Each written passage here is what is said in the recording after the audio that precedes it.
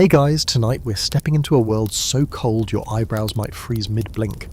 Imagine a camp deep in the northern woods of the 1800s, the kind of place where trees groan under the weight of snow, and every breath turns instantly to fog. You're about to walk into the life of a lumberjack, and spoiler alert, you probably won't survive this. But that's okay because we're just visiting. So before you get comfortable, take a moment to like the video and subscribe. But only if you genuinely enjoy what I do here. I mean, if you're into snow, sweat, and the smell of 50 unwashed men snoring in one log room, this is your vibe. Drop your city and the time in the comments too. I want to know who's listening from where, and how late you're staying up with me. Now dim the lights, maybe turn on a fan for that soft background hum, and let's ease into tonight's journey us together. Your boots crunch down on a crust of old snow, the kind that breaks like burnt sugar when you step. The trees are spaced like ribs in a massive frozen beast. Maples and firs and tamaracks as far as the eye can see. Everything's still, like the whole forest is holding its breath. Somewhere above, the sun is trying to push through grey clouds, but it's sea-losing. Welcome to the middle of absolutely nowhere. You're in deep logging country now. The horses pulling your supply sled snort steam like dragons, and the teamsters, wiry, tobacco-chewing men in coats patched with burlap, barely glance your way. They've seen 100 greenhorns like you. Some lasted a season. Some didn't even make it through their first frostbite. You hoist your pack, your breath already wheezing from the cold. Every inhale stings like needles in your nose. The wind doesn't howl here. It whispers threats. As you round a snowbank crusted with wind-blown ice, you finally spot it. Your new home, the bunkhouse. It's squatter than you imagined. A long, low rectangle of rough-hewn logs, thick with frost, its pitched roof patched with bark and snow and whatever could be nailed down. A crooked stovepipe juts out at an angle, puffing thin smoke that curls against the sky like a beckoning finger. You can smell the fire inside, wet socks and scorched pine resin. It smells survivable, barely. The foreman, known as the walking boss, waits at the entrance with the arms crossed. His beard has icicles hanging from it. He jerks his chin toward the door. No dawdling. Pick a bunk before they're gone. You step inside. The first thing that hits you is the heat. Aggressive, sticky, and filled with the pungent layers of a dozen men who have not bathed in weeks. Your eyes take a moment to adjust. The windows are just thin wax paper nailed into place, glowing orange from the stove's light. Bunks are stacked 3 high against each wall, planks of raw wood with musty wool blankets and bundles of gear crammed underneath. The stove sits like a squat metal idol in the centre, its pipe trembling lightly with every gust of wind outside. One guy, shirtless despite the freezing air outside, leans in close to toast a slice of bread right on its surface. Another spits into a tin cup and tosses it under the stove without a word. Welcome to paradise. You claim a middle bunk, climbing over some guy's foot to get there. It smells like old bacon and pine tar. The man above you groans. Watch the slats, they splinter. There's no privacy here. You're surrounded by snores, murmurs, the occasional sharp fart that sounds like a wet boot peeling off. Someone laughs from the corner, either at a card game or at you. You can't tell. You stuff your sack under your bunk and sit down hard. The mattress, if you can call it that, is straw in a burlap sack. It crunches with a kind of dusty resignation. Outside, the wind kicks up and snow patters against the bunkhouse wall. The logs creak.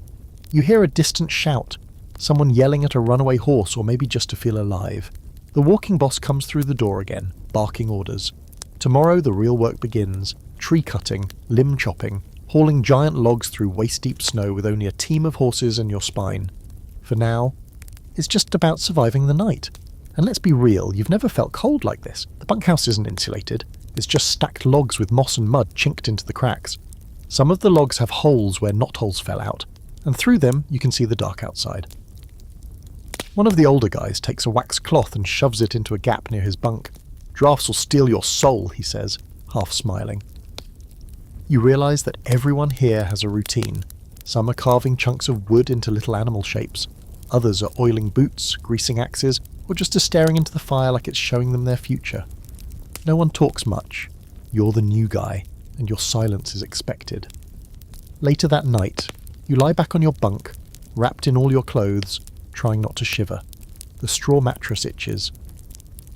Your boots are under your sack to keep them from freezing solid by morning. The wind moans, someone starts snoring loud enough to rattle the bunk posts, and still, somehow, you start to drift off, because outside the cold is worse, and in here the heat, the stink, and the muttered dreams of tired men feel almost safe. Historical fact! Well, these early lumber camps, especially in regions like Michigan and Maine, were entirely self-built from the ground up each winter. Men would clear land, log it, and then use the same trees to build their bunkhouses before snow got too deep. Fringe fact? Some bunkhouses were built so fast and rough that they'd skip windows entirely just to cut a hole punched in the wall covered with wax canvas if you were lucky. Others used leftover molasses, barrels as chimney pipes. Open debate? Historians still argue about how much camaraderie existed in these camps. Were these rough-and-tumble men secretly supportive brotherhoods, or was it every man for himself? Depends on who's telling the story, and who's still missing toes. Your nose is the first to go. Doesn't fall off or anything, not yet, but it goes numb with that deep, waxy cold, the kind that tells you frostbite is hovering nearby, waiting like some grinning little gremlin. You wake before dawn, not because you want to, but because someone kicked the stove too hard and knocked the flue loose. A puff of soot and hot smoke rolls through the bunkhouse like an angry ghost. Men cough, groan, and roll over. A few curse into their crusty blankets. You sit up. The inside of your nose cracks and bleeds a little, just enough to remind you that you're alive. Barely. The wool blanket wrapped around you has slipped off in the night, and your breath comes out in little cloudy bursts. You instinctively pull your cap down tighter, fingers stiff and slow. The tips burn, then go numb. Classic frost nip, stage 1. Congratulations. Someone throws a boot across the room, smacking the guy who's supposed to be on stove duty. Stoke it or freeze, your choice, comes the growled warning. No one wants to get up. The idea of crawling out from the little personal bubble of semi-warmth into the larger meat locker that is the bunkhouse makes grown men whimper. But it's part of the unspoken rules. Everyone takes turns tending the fire. If you slack, you'll either get frostbitten in your sleep or beat up before breakfast. Your boots, of course, are frozen. Not just cold frozen. Rigid, unyielding, with ice crusted around the soles and laces. You forgot to sleep with them in your bedding. Rookie mistake. You tug and twist and even breathe warm air into the leather, but they're not budging. Finally, a guy 2 bunks over tosses you a bottle of something. Warm it on the stove, pour it in, loosen them up. It's lamp oil. Probably flammable. Maybe also a skin irritant. Doesn't matter, it works. By the time you get them on, your toes are already numb again. But at least you're upright. Kind of. You shuffle toward the stove, hands out like you're approaching a deity that demands reverence and sacrifice. The iron belly glows cherry red, radiating a heat so intense it makes your skin feel like it's about to blister. And yet, turn your back and you're freezing again. That's the thing about bunkhouse heat. It's all or nothing. Scorch or shiver, no middle ground. The guy next to you is toasting something on a stick. You think it's bread, but it smells off. Might be squirrel, he says cheerfully when he catches you staring. Shot it last week. Found it frozen stiff near the privy. Figured it was still good. You're too cold to care. Outside, the bell rings. It's not really a bell, just a dented hunk of metal hung from a branch banged with a shovel handle. But it means the same thing. Get your gear, time to work. You watch as the men gear up. It's like watching armoured knights get dressed. But if knights used flannel and horsehide instead of chainmail, each man has his ritual. A wool shirt layered with another wool shirt, pants tucked into felt liners, oilskin coats, scarves wrapped 3 times around the neck. Everyone checks their gear with the solemn focus of people preparing for war, because in a way, it is war. Against the cold, the trees, the snow, your own body. Every day is a skirmish. Some you win, some you limp home from. One man older, with a beard thick enough to house small animals, is missing part of his right ear. Frostbite took it years ago, he says casually, like he's talking about a lost glove. Didn't even feel it fall off, and he tells you. Was just gone one morning. You try not to look horrified. You head outside into a world of sharp air and white silence. The snow squeaks underfoot, that high-pitched crunch only super-frozen powder makes. Trees loom around you like ancient sentries. Somewhere out there is the cutting site. You'll hike to it with your crew, tools slung over your back, breath frosting your scarf until it stiffens like canvas. But for now, your job is to keep moving, keep warm, and not lose any extremities. And yet, as bad as the cold is, it's the wind that's truly evil. It slices between layers of clothing, finds the seams, and stings you where you least expect it. Back of the neck, between the fingers, the gap between boot and shin. That wind isn't just air, it's punishment. You see a guy pause, take off his mitten to adjust his sock. Within seconds, his fingers go pale. "You've got about 2 minutes before that hand's useless," someone mutters. It's not a threat, it's just fact. A man once got stuck behind a downed tree in a sudden squall. Lost 3 fingers before his buddy found him. They still call him Seven-Finger Jack, and not always kindly. You pass the outhouse on your way to the tree line. It's a squat, half-buried thing with icicles hanging off the roof. The door swings in the wind. Inside, it's colder than outside, if that's even possible. You make a mental note. Hold it as long as you can. Only the desperate or the foolhardy use the one-holer before mid-morning. As your team marches into the woods, steam rises from your shoulders. Sweat, even in this cold. The irony is cruel. Move and you sweat, sweat and you freeze. Stand still and you freeze faster. There's no winning, just degrees of losing. Historical fact, frostbite was so common in these camps that foremen kept logs, no pun intended, of who lost what and when, almost like it was part of the job description. You'd be expected to keep working unless you lost something vital, like your axe hand. Fringe fact? Some loggers swore by rubbing snow and early frostbite to toughen the skin. It doesn't work and makes it worse, but hey, traditions die hard. Open debate? Some historians argue the bunkhouse stove was actually more of a curse than a comfort. Sure, it kept you from freezing to death, but in poorly ventilated rooms, it also contributed to carbon monoxide buildup and regular outbreaks of respiratory illness. Was it saving lives or slowly choking everyone? Maybe both. You don't get blueprints out here, not the kind with neat lines and measurements anyway. What you get is a weather-beaten man squinting at a snowbank saying, "We'll drop trees along this ridge, drag them over yonder, and stack the walls chest high before sundown." That's the architectural plan, and if you're lucky, he points with a stick instead of just a grunt. Bunkhouses aren't built for beauty. They're built to not collapse under 3 feet of snow and 14 angry men's worth of body heat and damp socks. There's no design committee, no architect. What you have is instinct, memory, and years of learning what doesn't work. And frostbitten fingers trying to lash logs together before they go completely numb. You're 3 days into the job when the walking boss calls for a new outpost bunkhouse to be built a few miles east, closer to the current cutting site. He stabs a mittened finger at you and a few other new recruits. Time to earn your keep. Translation: grab a saw, you're now a part-time lumberjack and a full-time amateur cabin builder. You trudge through knee-deep snow to a clearing that looks like something out of a survival horror movie. The site is already marked with boot-stomped outlines in the snow, and someone's stuck a saw into the ground like a flag. There's no tent, no shelter, just cold air and the distant promise of warmth if you work fast enough. The trick is simple. You build your shelter faster than the cold can kill you. Construction begins with felling trees, not just any trees, but ones the old-timers call straight talkers. That means trunks that grow true, without twists or tapering, so they stack easy. Crooked logs cause gaps. Gaps cause drafts. Drafts cause frostbite. Frostbite causes you to become a footnote in someone else's story. With axes, misery whips, the two-man saws that live up to their name, and sheer exhaustion, you and the others start bringing down a stand of pines. Every cut bites into frozen bark with a crunch. Chips spray into the snow like shredded ice. The work is back-breaking, and your breath keeps fogging up your scarf. After the first tree falls, someone shouts, "Timber!" More for morale than necessity. There's no one around to warn. Stripping branches in the cold is its own punishment. The limbs freeze solid and snap off like dry spaghetti, but the twigs and needles still whip into your face. One guy takes a slash across the cheek from a springing branch.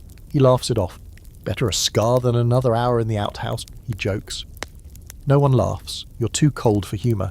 The foundation comes next. It's not dug into the ground, too frozen for that. Instead, you notch the ends of the logs like puzzle pieces and stack them in a square. No nails, just precision, weight and luck. The first course is the most important. If that's crooked, everything else will be a nightmare. You spend an hour nudging a single log back and forth until it settles right. Then comes the chinking. That's the stuff you cram between the logs to keep wind from slicing through the walls like a blade. Usually it's moss, sometimes mud or clay if the ground's soft enough, which it never is. Some guys even use old clothes, wool scraps, or strips of bark. You pull off your scarf to use a corner of it. Worth it? Maybe. You'll know at 2 a.m. when the wind screams through the wall next to your face. Roofing is the worst. Slippery, steep, and wildly improvised. You haul up smaller logs and lay them across as rafters, then stack more pine boughs and bark on top, maybe throw a canvas tarp over the whole mess if one's available. Waterproof? Not really. But snow's not water, not at first. It'll pile high before it melts and starts dripping on your head at midnight. To get the job done, every man falls into rhythm. No one talks much. Too cold, too tired. But you communicate through gestures, grunts, and that universal hand motion that means, "You idiot, don't lift from that side." You learn quickly that teamwork isn't optional. If one person messes up a notch cut or shifts a log too soon, the whole structure can collapse in a domino of profanity and splinters. The stove is the last thing to go in, always. Why? Because you don't want men gathering inside before the roof's on, burning down their own unfinished shelter. Plus, nobody wants to haul the heavy iron beast until they absolutely have to. It takes 6 men to slide it across the snow, and even then it squeals like a dying elk. Once it's in place, you run the stovepipe through the roof, cram some moss around the gap, and hope it holds. Lighting that fire for the first time feels like unlocking a cheat code. The moment the heat starts to radiate, every man becomes a shadowy version of himself again, hunched, exhausted but warmed. You're still wet, cold and filthy, but somehow it feels like triumph. You spend your first night in the new bunkhouse half asleep on a straw-stuffed burlap sack, boots still on, coat pulled over your head, one eye open in case a spark jumps from the stove. The roof creaks with the weight of fresh snow, and every once in a while you hear a soft hiss as the bark roof leaks just a little. No one complains. Compared to the frozen woods outside, this is a 5-star lodge. Historical fact: many lumber camps followed a basic cabin formula passed down by word of mouth. 16 by 20 feet, walls 6 logs high, pitched roof, central stove. It wasn't architecture, it was oral tradition in log form. Fringe fact: some bunkhouses were started and finished in under 72 hours. With a crew of 20 men, the speed was insane, especially in temps that would give a polar bear second thoughts. Open debate.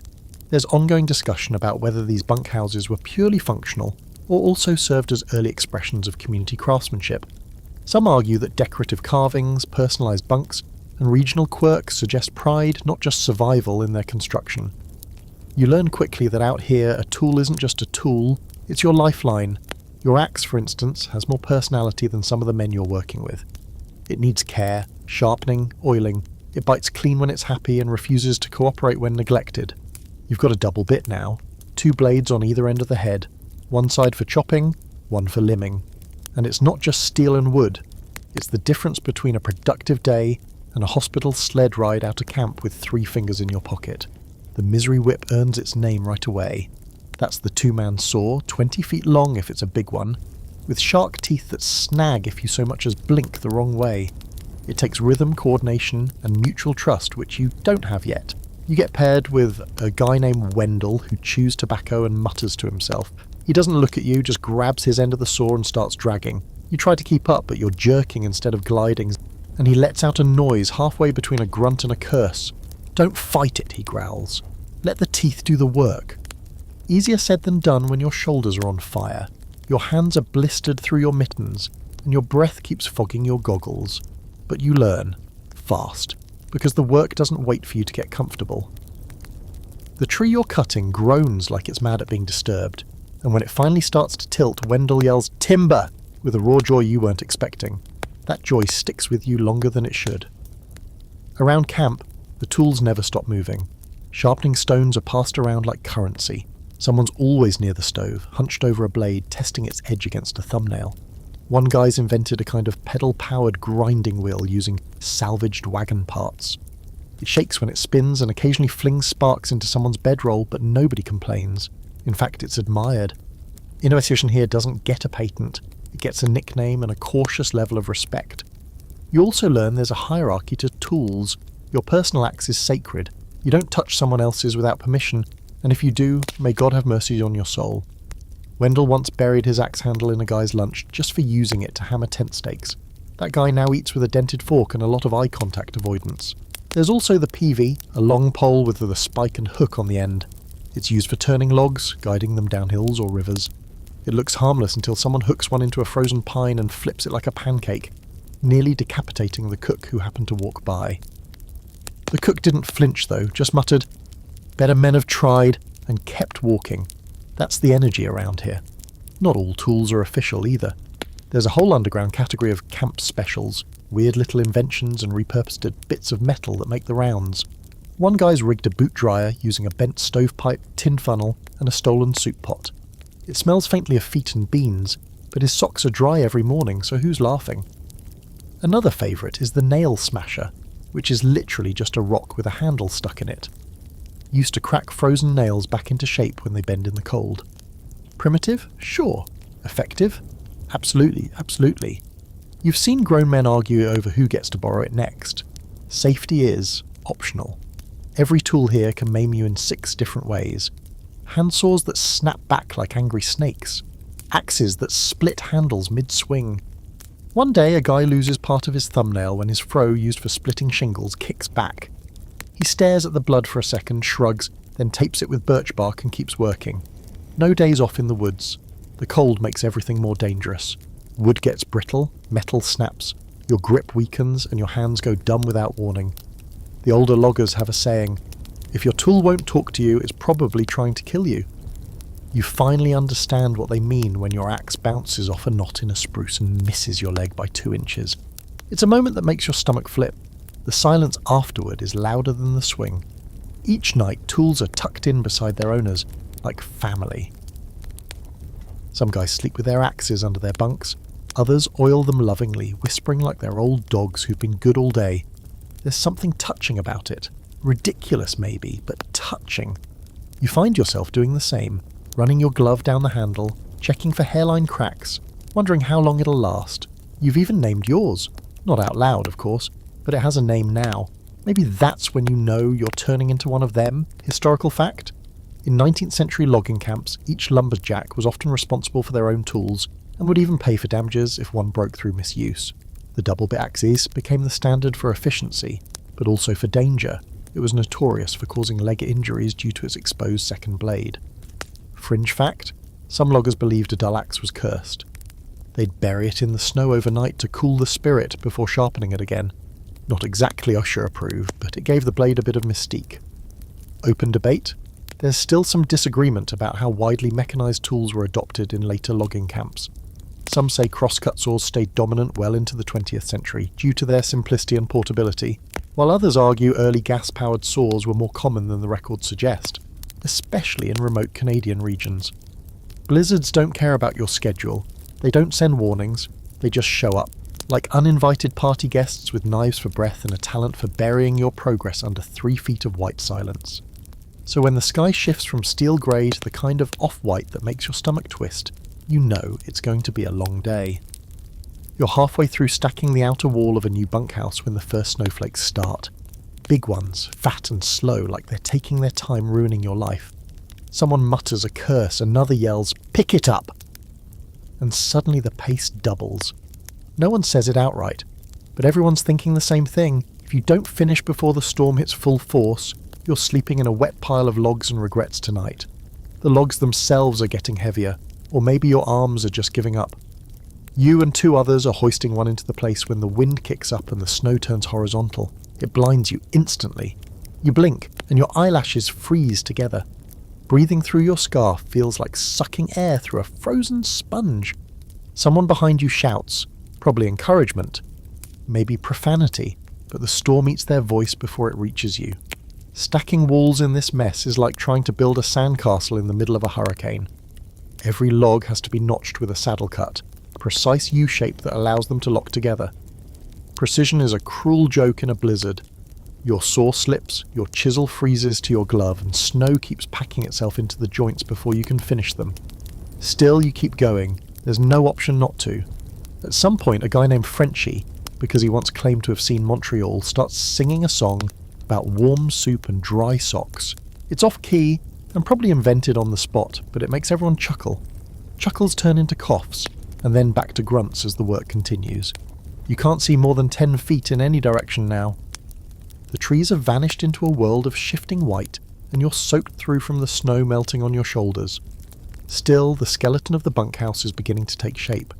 Walls rise higher, logs lock tighter, and the idea of a roof becomes less ridiculous by the hour. You're not building alone either. Everyone falls into this unspoken choreography, shifting, lifting, shouting over the howl of wind. A well-placed nod means, next one up. A stomp on the floor beams means, this one's set, let it be. Even in near whiteout, it starts to feel like a kind of cold, miserable dance. The wind finds every hole in your clothing. It sneaks in at the wrists, creeps down your collar, even somehow slithers into your boots. Your fingers stop working properly. Tools slip. You wrap a strip of shirt around your hand to keep from losing grip. The axe handle has turned into ice. You wonder if you'll even be able to unbend your fingers once the work is done. Lunch is a lie. No one stops long enough to eat properly. Someone passes around a tin of salt pork, but it's half frozen and tastes like salted leather. You chew anyway, mostly for the calories. The cook shows up with a pot of something vaguely soup-adjacent and pours it into mugs already crusted with old coffee. The heat is shocking, wonderful, and gone too quickly. When it's time to raise the roof beams, that's when things get dangerous. You're climbing up the half-finished frame, snow-covered logs, slick as glass, barely able to see your own boots. You've got one job: guide the beam into the place while 3 others hoist it up with ropes that freeze and creak in the cold. Gus nearly knocks you sideways. You hug the beam like it's a long-lost friend and pray the rope doesn't snap. It doesn't. The beam locks in. One more step towards shelter. And then, by some miracle, the wind dies. Not fully, but enough to hear again. The world shrinks back to a more manageable chaos. Snow still falls, but it's softer now, more forgiving. You can see the outlines of the trees again, the boots of your crewmates, the crooked grin of Frenchie as he hammers the final pegs into the front wall. The door gets nailed in last, just a slab of split pine on crude hinges, but when it shuts, it's like closing the mouth of a monster. The storm is still out there, but now you've got a barrier between it and your freezing, frostbitten hide. Inside it's dark and smells like sawdust and sweat and wet wool. You cram straw into the cracks, hang a lantern from a hook someone managed to drive into the central beam. Light flares up and dances across the freshly stacked walls. It's ugly, uneven, somehow perfect. A shelter born in chaos, standing defiant against the elements. You sit on a log, shoulders sagging, face crusted with ice. Around you the others do the same. Someone groans, someone else laughs weakly. No one says much. You've earned the silence. The stove, not yet installed, sits outside like a forgotten promise. It'll go in tomorrow. Tonight you huddle with your coat wrapped tight and your gloves under your armpits, willing your body to remember how to be warm. Historical fact: many logging camps had to rebuild entire bunkhouses during mid-season storms, especially when roofs caved under heavy snowfall. Crews were often trained to build in any weather, blizzard included, because the work simply couldn't wait. Fringe fact: some seasoned lumberjacks believed that building in a storm actually sealed the luck into a new bunkhouse, thinking it showed the gods, or maybe just the forest, that they wouldn't be broken by weather. Open debate. Some historians suggest that bunkhouse construction was often as much psychological as practical. Building together in hostile conditions may have reinforced social cohesion, reducing fights and tensions later. Others argue it just made everyone more irritable. The stove isn't just a stove, it's the bunkhouse's beating, clanging, smoky heart, the reason anyone in this frozen timber graveyard wakes up with 10 fingers and not just a tragic campfire story. It's squat, ugly, and covered in soot, but when you're bone-tired and frost-rattled, it looks like a glowing iron miracle. Installing it is a production. You've seen weddings with less ceremony. The stove sits outside in the snow, rusted and bell-shaped, with one leg slightly shorter than the others. A couple of the older guys argue over where it should go. Dead centre, obviously, but even that's a debate. Some want it closer to the sleeping bunks for maximum warmth. Others argue that's how sparks end up in your underwear. There's a burned cot story from another camp that gets brought up at least once a week. Eventually consensus forms. Dead centre, but keep the wood pile away from it, and for the love of flannel, don't pile wet socks on the stovepipe again. That was Frenchie's idea last time. The smell still haunts people's dreams. It takes 6 men to drag the thing inside. It grinds across the floor. leaving splinters and swearing in its wake. Once it's in place, the stovepipe has to be installed, a janky Frankenstein's monster made of scavenged chimney parts, old stovepipe elbows, and a length of rain gutter someone insists will draw just fine. It doesn't. The first time you light the fire, it backpuffs and belches a storm of smoke that sends everyone diving for the door. Second attempt, someone punches out a bigger hole in the roof with an axe. Not elegant, but functional. With better airflow and a little coaxing, the stove finally roars to life. Flames hiss, logs crackle, and warmth begins to radiate outward in waves. You can feel your lungs unfreeze, your face returns from numbness. Everyone lets out a collective exhale that sounds dangerously close to prayer. That night, you sit as close to the stove as your skin will allow without blistering. The rule is simple. The closer you are, the more senior you are. New guys like you hover at the fringes, rotating limbs like rotisserie chickens, trying to warm one side before the other goes stiff. The truly unlucky are near the door, where cold air leaks in and turns your breath into a fog bank. The stove has its own rhythm. It pops, it groans. Sometimes it sounds like it's trying to speak in Morse code. You listen as pine sap boils and pops inside the logs, sending out little bursts of spark. Sparks that occasionally leap out and land on someone's sock. That's why you always keep a cup of snow nearby. Poor man's fire extinguisher. People start at drying things, socks, gloves, that smell like 100 years of labour. They hang from sticks jammed into the chinking or tied to ropes strung above the stove. The whole space begins to feel like a bizarre flannel-scented sauna. Steam rises off men like they're boiling from the inside out. Your shirt, stiff from sweat and snow, starts to go soft again. It's like watching ice sculptures slowly melt back into human form. There's etiquette to stove time. Don't hog it. Don't turn your boots upside down above it. They drip and sizzle and stink up the place. And absolutely do not throw green wood in unless you want a bunkhouse full of choking smoke. You learn this one the hard way when someone ignores it. Within seconds, the place fills with a wet, acidic cloud that burns your eyes and turns every cough into a deep, lung-rattling hack. The offender is told to sleep outside and consider his choices. The stove's heat only reaches so far. Beyond the first few feet, the bunkhouse returns to its usual chill. That's why some men invent ridiculous methods to pull heat toward their beds. Metal pans filled with embers, tin reflectors propped against the walls, even long sticks used to push glowing coals closer to their bunk legs. One guy digs a shallow trench under his bunk and lines it with stones he heats on the stove and rolls underneath at night. It almost works, until one cracks and explodes like a musket shot. You get used to the smells. Burning pitch, wet wool, sweat, tobacco, and the ever-present ghost of burnt beans. It shouldn't be comforting, but it is. The stink means heat. Life. It means you're not out in the snow sleeping under a tarp that rattles in the wind like a death rattle. Over time, the stove becomes the camp's gossip hub. Men sit around it after dinner, slouched and half asleep, telling stories or arguing about things no one can prove. How far a man can walk in a day, what bear meat actually tastes like, whether there really was a guy who survived 2 winters on just squirrel and snowshoe scraps. Arguments burn hottest near the stove, so do friendships. Fights usually start when someone steps on someone else's drying socks or accidentally nudges a boot into the coals, but they burn out quickly too. There's an unspoken understanding that you don't let grudges last overnight in a place where you might need someone to pull you out of a snowbank come morning. The stove even gets a nickname eventually, Old Bessie. No one knows who started it, but it sticks. Someone carves the name into the side with a pocket knife. Now when it flares up unexpectedly or refuses to light on the first try, someone always mutters, "Come on, Bessie, don't start this again." You wake at 2 a.m. one night to the fire nearly out. The cold has crept in like a thief. You can see your breath. Without thinking, you throw off your blanket, grab the woodpile, and restoke the fire. Bessie groans awake, and the warmth slowly returns. No one thanks you, but you notice someone else take your spot near the stove without asking. That's the thanks. Historical fact. Wood stoves like the box stove and barrel stove were standard in 9th century logging camps, often repurposed from old iron drums or wagon parts. They were essential for survival, cooking and morale.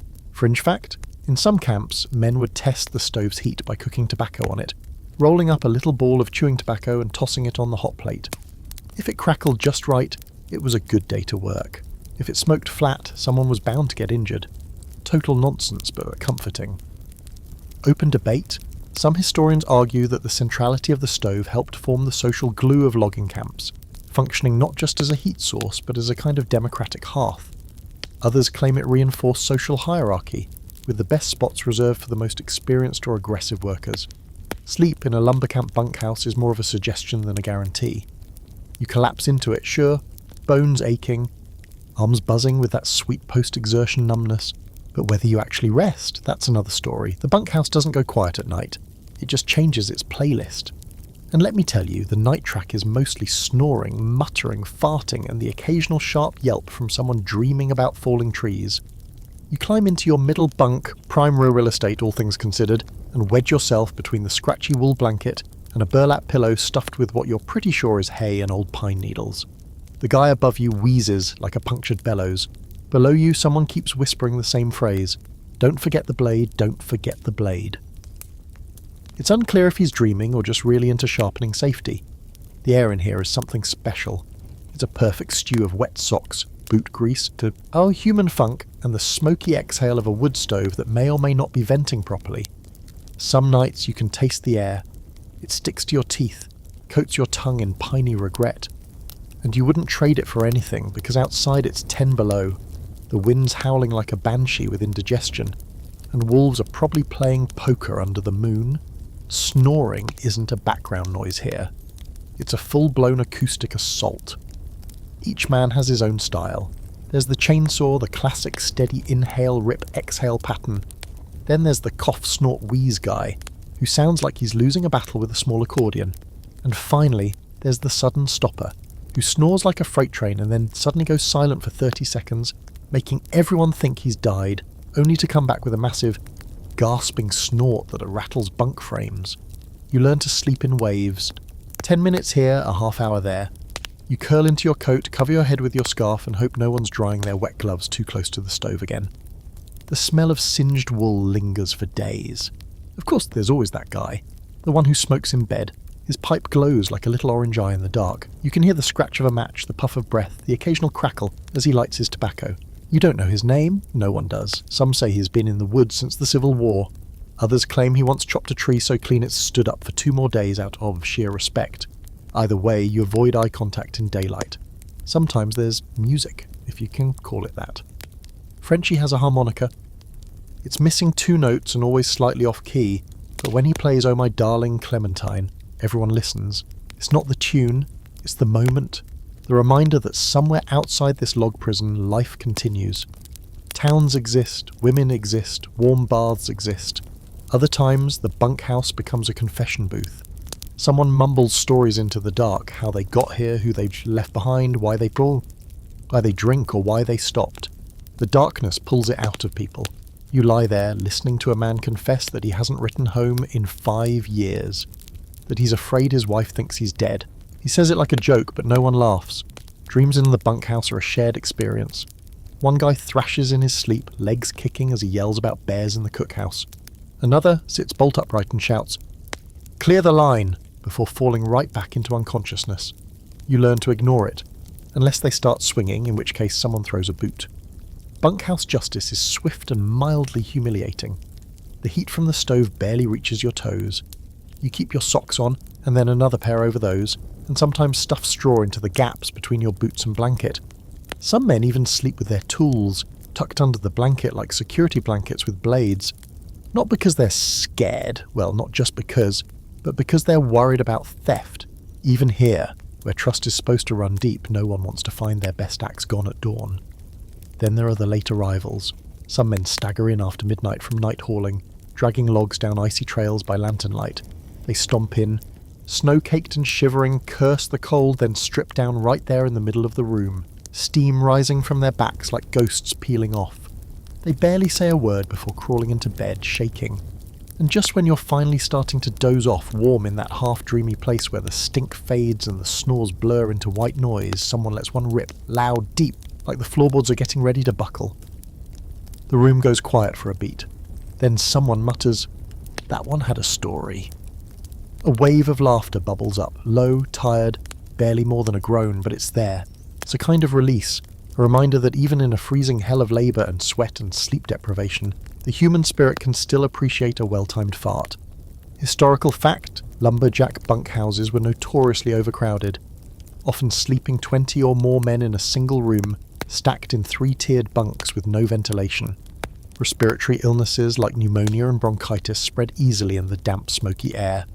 Fringe fact, some loggers swore that if you left your boots under the stove overnight, not only would they warm up, but the spirits of the forest would bless your steps the next day. Others believed it just made them smell like bacon and burn holes in the soles. Open debate. There's some disagreement among historians about just how much rest loggers actually got in these environments. Some records suggest men averaged 5 hours of broken sleep per night, while others describe camp schedules that allowed for longer rest, assuming no one snored like a dying moose. You've been scratching your leg for 20 minutes straight. It started as an itch. Nothing major, just a little tickle under the wool. But now it's a full-blown crisis. The kind of deep, crawling, skin-is-melting kind of itch that makes you consider whether pants are truly necessary. And as you glance around the bunkhouse, you see the same thing everywhere. Men scratching, slapping, shifting uncomfortably. No one talks about it, but everyone knows. The bunkhouse has lice. Not just lice, fleas, and something everyone's calling camp itch, which sounds like a made-up disease but somehow manages to ruin lives with ruthless consistency. It's the natural result of 50 men packed in a sealed wooden box, wearing the same unwashed layers for weeks, sweating into wool and never bathing. Hygiene in a logging camp is an optimistic concept. There's water, sure, ice-cold stream water that will turn your skin into pale leather, but soap is a luxury, and bathing outdoors in minus 20 degrees, that's suicide by cleanliness. You try though. One afternoon you strip down behind the cookhouse and toss a pot of melted snow over your head. The shriek that escapes your mouth is involuntary and primal. You're halfway through scrubbing with a square of lye soap someone traded for jerky, when a gust of wind slaps you across the kidneys like a frozen bear paw. You give up, rush back inside, and swear off personal hygiene for the next month. Everyone understands. No one judges. Cleanliness may be next to godliness, but it's also next to hypothermia. The bunkhouse becomes a scratching symphony. Men use everything. Fingernails, sticks, the sharp edge of a soup can lid. One guy even tries a belt buckle. You invent new methods, rubbing against the bunk post like a desperate bear, pressing the hot end of your tin cup against a particularly bad spot in hopes of frying whatever's in there. Nothing works. The bugs are winning. The cook, who somehow always seems to be immune to everything from disease to frostbite, claims the secret is a layer of bacon grease under the shirt. They don't like the smell, he says, rubbing his chest proudly. He's also the one who smokes his socks over the stove and drinks kerosene when he has a cold, so take that advice with a handful of salt. Then there are the rats. They live in the walls, you hear them at night, skittering above your head, scratching behind the firewood pile. They've chewed through the food sack twice and gnawed someone's belt in half during a particularly bold raid. One even dragged a mitten off a sleeping man's hand and left behind a half-eaten flapjack in its place. It's either a warning or a thank you note. Jury's still out. You try setting traps. Doesn't matter. These rats are loggers in their own right. Weathered, sneaky, practically unionised. You wake up one morning to find a rat sitting in your boot grooming itself like it owns the place. You stare at each other in silence for a moment before it hops out and vanishes into a crack in the wall. You never feel ownership over those boots again. Then come the infestations. One guy, young, green, optimistic, brings in a rabbit he caught and skins it near the stove to make a hat. The thing was crawling with fleas. Within hours, everyone is scratching like they're auditioning for a play called The Itching Dead. The walking boss finally snaps and declares a cleansing day, which basically means everyone has to boil their clothes in the same battered wash tub and beat their mattresses outside with sticks. You all look ridiculous, steam rising, underwear frozen stiff on a branch, boots smouldering near the fire. But for a moment, you feel like you're fighting back. Of course, the itch returns within days, it always does. The mattresses are straw-filled and never dry completely. The bunks are made from untreated pine, and pine, as you learn, is the insect equivalent of a rave invitation. Every crevice becomes a party zone for tiny biting invaders. You start sleeping with your socks over your hands. One guy sleeps in a full wax coat, hood up, like he's trying to cocoon himself into a bug-proof shell. The guy with the harmonica stops playing because he keeps scratching his lips raw. The guy who used to sleep bare-chested now wears 3 shirts and a scarf, even inside.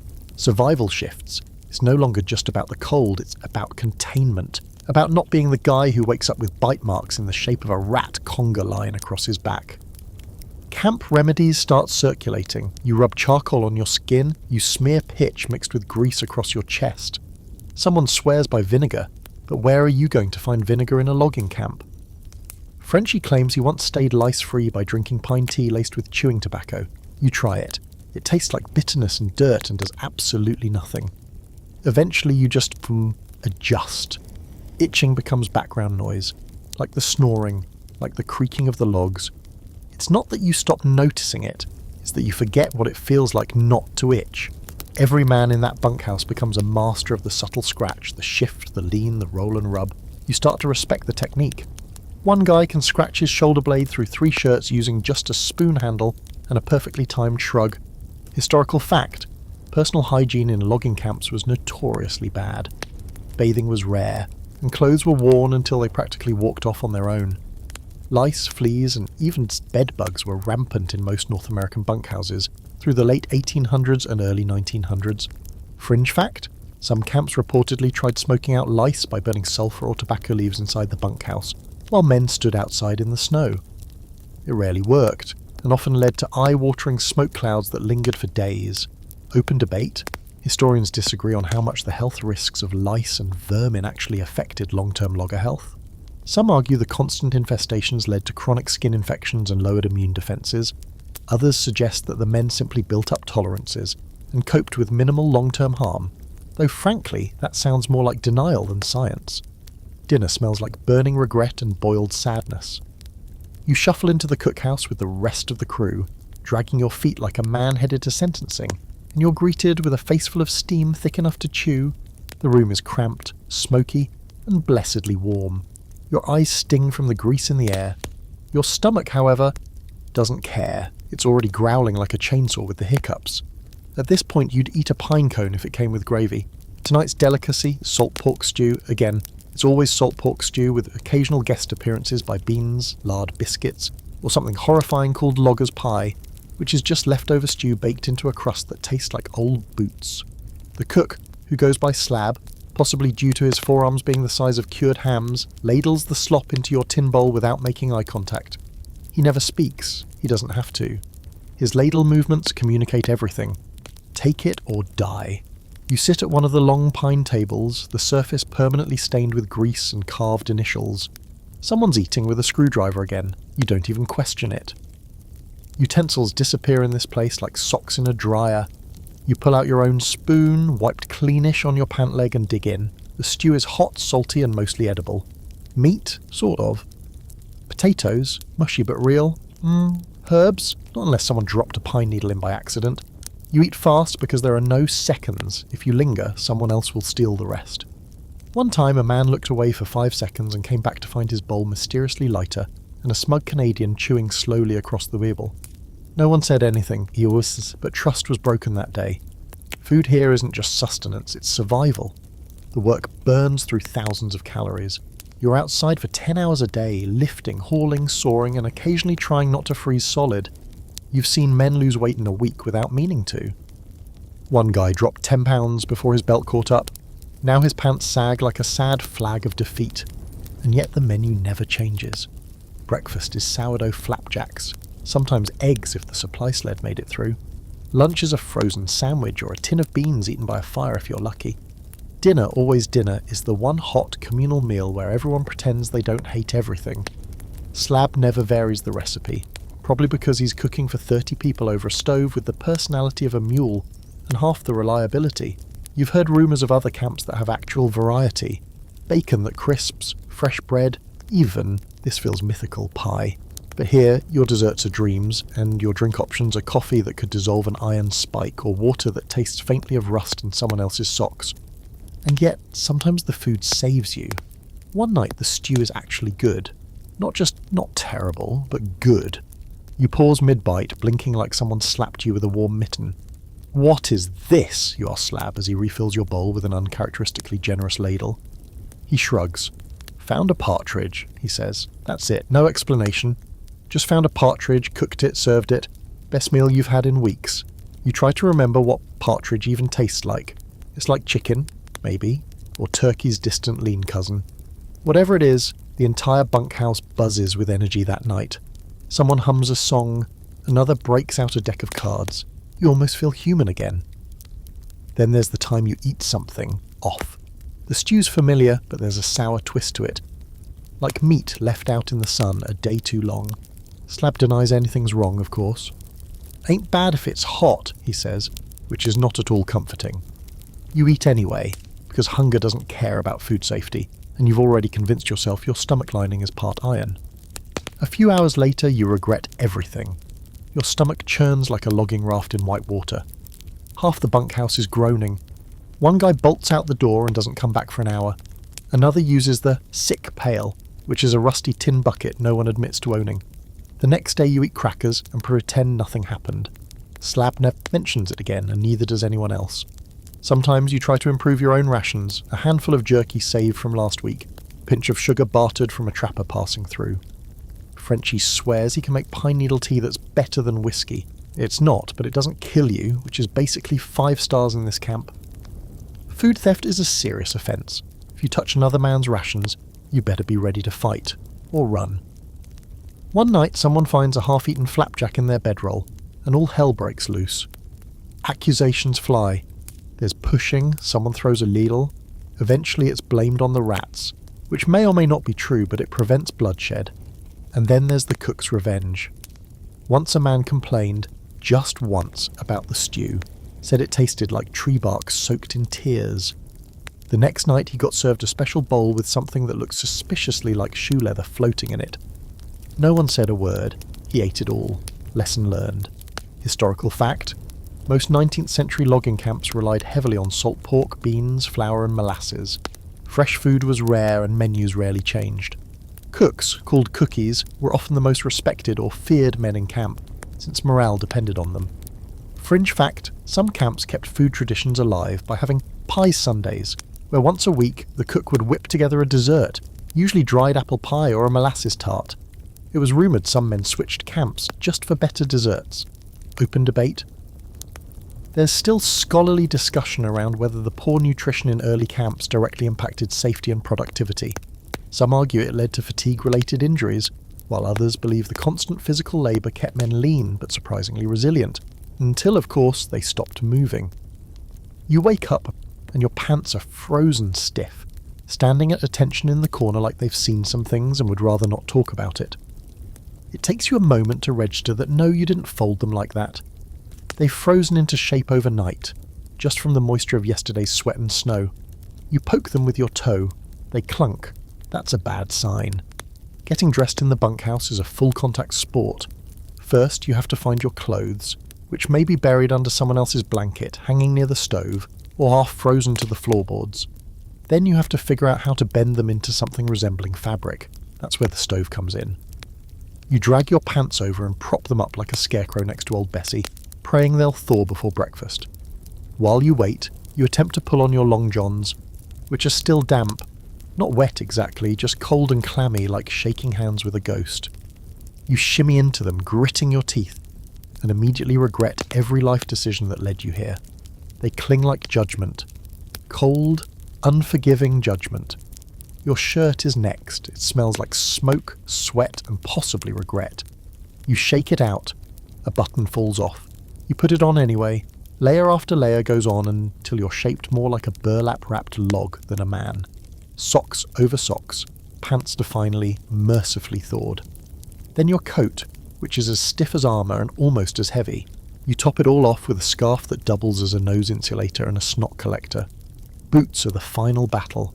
If you were smart, you kept them inside your bedroll. If you were like you left them out by the stove, where they froze halfway before being abandoned. Now they're crusty around the tops and smell faintly of singed wool. You jam your foot in, wincing as the leather protests. It's like trying to slide into a bucket of cold cement. You stomp, swear, twist, and finally, mercifully, they're on. Laced up with stiff fingers, wrapped in twine, sealed for the day. Someone offers you a cup of coffee, and you grab it like a drowning man. It's thick and black, and tastes like someone boiled dirt and anger, but it's hot. The metal cup warms your hands even as it burns your tongue. A win-win. You step outside into the morning freeze. The sun's trying to break through, but the air still bites. Your breath billows like smoke. The snow squeaks underfoot. The kind of cold that turns every step into a high-pitched complaint. You stretch your arms, your joints crackling like old wood, and head to the tool shed, praying the axe head isn't frozen to the bench again. Mornings in the camp are a ballet of shivers, groans, and stiff-legged stumbles. Everyone moves like old men, shoulders hunched, hands stuffed into armpits for warmth. The cook bangs a spoon against the side of a pan and it echoes across camp like a judge's gavel. "Food's up," he yells, as if you'd forget. Gather around the mess table, outside today, because the cookhouse chimney is clogged with creosote and Slab refuses to fix it until the porridge stops boiling over. Breakfast is a stack of flapjacks the size of hubcaps, slathered in molasses so thick it could patch a leaky boat. There's also sausage, maybe. It's grey and smells edible. You eat anyway, because calories are currency and you're flat broke. After breakfast comes chores, the ones no one wants to do but everyone has to. Firewood needs splitting. Water needs hauling from the stream, which is currently covered in a thick skin of ice you have to break through with a pick. The outhouse needs shoveling. Yes, shoveling. Snow's piled up so high you can't open the door without digging a trench. And then there's bunkhouse maintenance. Someone complains about a draft, again. You find the culprit. A gap the size of your fist between two logs. You stuff it with a rag, then hammer a slat of bark over it. It holds, barely. Someone else is fixing a broken bunk slat with twine and swearing inventively. Another guy is hammering horseshoes onto the wall for luck. You let him. Who are you to argue with superstition? Mid-morning, the walking boss does rounds. He pokes his head into the bunkhouse, grunts at the stove, checks the woodpile. "You girls warm enough?" he mutters. Someone mumbles a yes, not because they're warm, but because no one wants to seem soft. Out here, admitting to discomfort is like asking to be mocked with the full force of Canadian sarcasm, so you keep your mouth shut and your sleeves rolled down. After chores comes the real work, logging. But before that, there's prep. You oil your saw, inspect the axe head, check your bootlaces for fray. You pack a slab of salted meat, some hardtack, and maybe a leftover biscuit in your coat pocket. That's lunch. If it doesn't freeze solid by noon, you're lucky. By the time you're ready, the sun is still low and the wind's picked up again. Your scarf is crusted with frost. You realise you've been awake for 3 hours and haven't stopped shivering once, and yet somehow you're alive, functional, half dressed like a scarecrow and smelling like a goat but alive. There's a strange pride in that. You've joined the rhythm of the bunkhouse. You've earned your morning stripes, frozen pants and all, historical fact. In many 19th century logging camps, workers kept their clothing frozen overnight, warming them in stages by the stove or even over an open fire, risking burns just to get dressed faster. Layering was essential, as synthetic insulation didn't yet exist. Fringe fact: some lumberjacks reportedly slept in their work clothes not out of laziness, but as a way to harden their bodies to the cold. They believed that changing too often made you soft, though it also made you itchy and flammable. Open debate. There's still discussion among historians about the daily pace and expectations in different regions' camps. Some sources describe a rigid, almost military-style routine. Others suggest a looser structure where men negotiated chores based on weather, seniority, or sheer stubbornness. Your boots creak with every step, the sound thick and tired, like your feet are wading through molasses. You're supposed to be hauling firewood, but your attention keeps drifting to the floorboards beneath your bunk, specifically to what might be hiding underneath them. You've heard stories. Everyone's heard stories. There's always someone with a stash down there, tucked in the shadows beneath the straw and mud-packed floor. Could be food, could be whiskey, could be letters from someone they'll never see again. And some things you just don't want to know about. Today, though, your curiosity wins. When the bunkhouse is mostly empty, everyone off cutting or dragging logs, you slide onto your knees, lift the corner of your bedroll, and pry up a loose plank that creaks like a guilty conscience. It gives way slowly, revealing a dark, dusty crevice. At first, there's nothing, just cobwebs, a mouse skull, and the corner of what looks like an ancient sock. You wrinkle your nose, reach in, and hit something hard. It's a tin, rusted around the edges, lid barely clinging on. You pop it open, half expecting a dead squirrel. But instead, there's boot grease, rich, thick, and homemade. The smell hits you like a punch of old bacon and pine tar. You stare at it, both horrified and impressed. This stuff's gold out here. Not just for boots, for gloves, tools, even lips if you're desperate enough. The man who made this knew his priorities. You decide to leave it. Unwritten rule of the bunkhouse: don't mess with another man's stash unless you're ready to answer for it. You slide the tin back, relay the plank, and dust your hands off like a guilty raccoon. Still, it leaves you wondering what else is hidden beneath your feet. Turns out, boot grease isn't the only treasure men hide. Later that evening, a guy named Early, big, broad, with a beard like moss, pulls a bundle from his mattress. Wrapped in oilcloth and twine, it's a stack of newspaper clippings. Nothing dramatic, just stories from home. Hockey scores, a political scandal involving a stolen cow, a wedding announcement with a picture of a woman who looks tired but kind. He doesn't read them, just looks at the top one for a long time, then slides the whole bundle back under the straw. Says nothing. Another man keeps a harmonica under his bunk wrapped in a sock. Doesn't play it, just takes it out once a week, runs a thumb over the brass and puts it back. A ritual, a reminder. Or maybe a promise to himself that one day, when his hands aren't raw and frozen, he'll remember how to make music again. But some stashes are less sentimental. You discover this when Frenchie, trying to fix a squeaky bunk leg, finds a hollow hidden in the post. Inside, a bottle of hooch with a label so faded it looks like it was made during the last ice age. He pops the cork, takes a whiff, coughs violently and grins. It smells like regret. He passes it around anyway. It burns like fire, tastes like turpentine and sour apples, and numbs your teeth in seconds.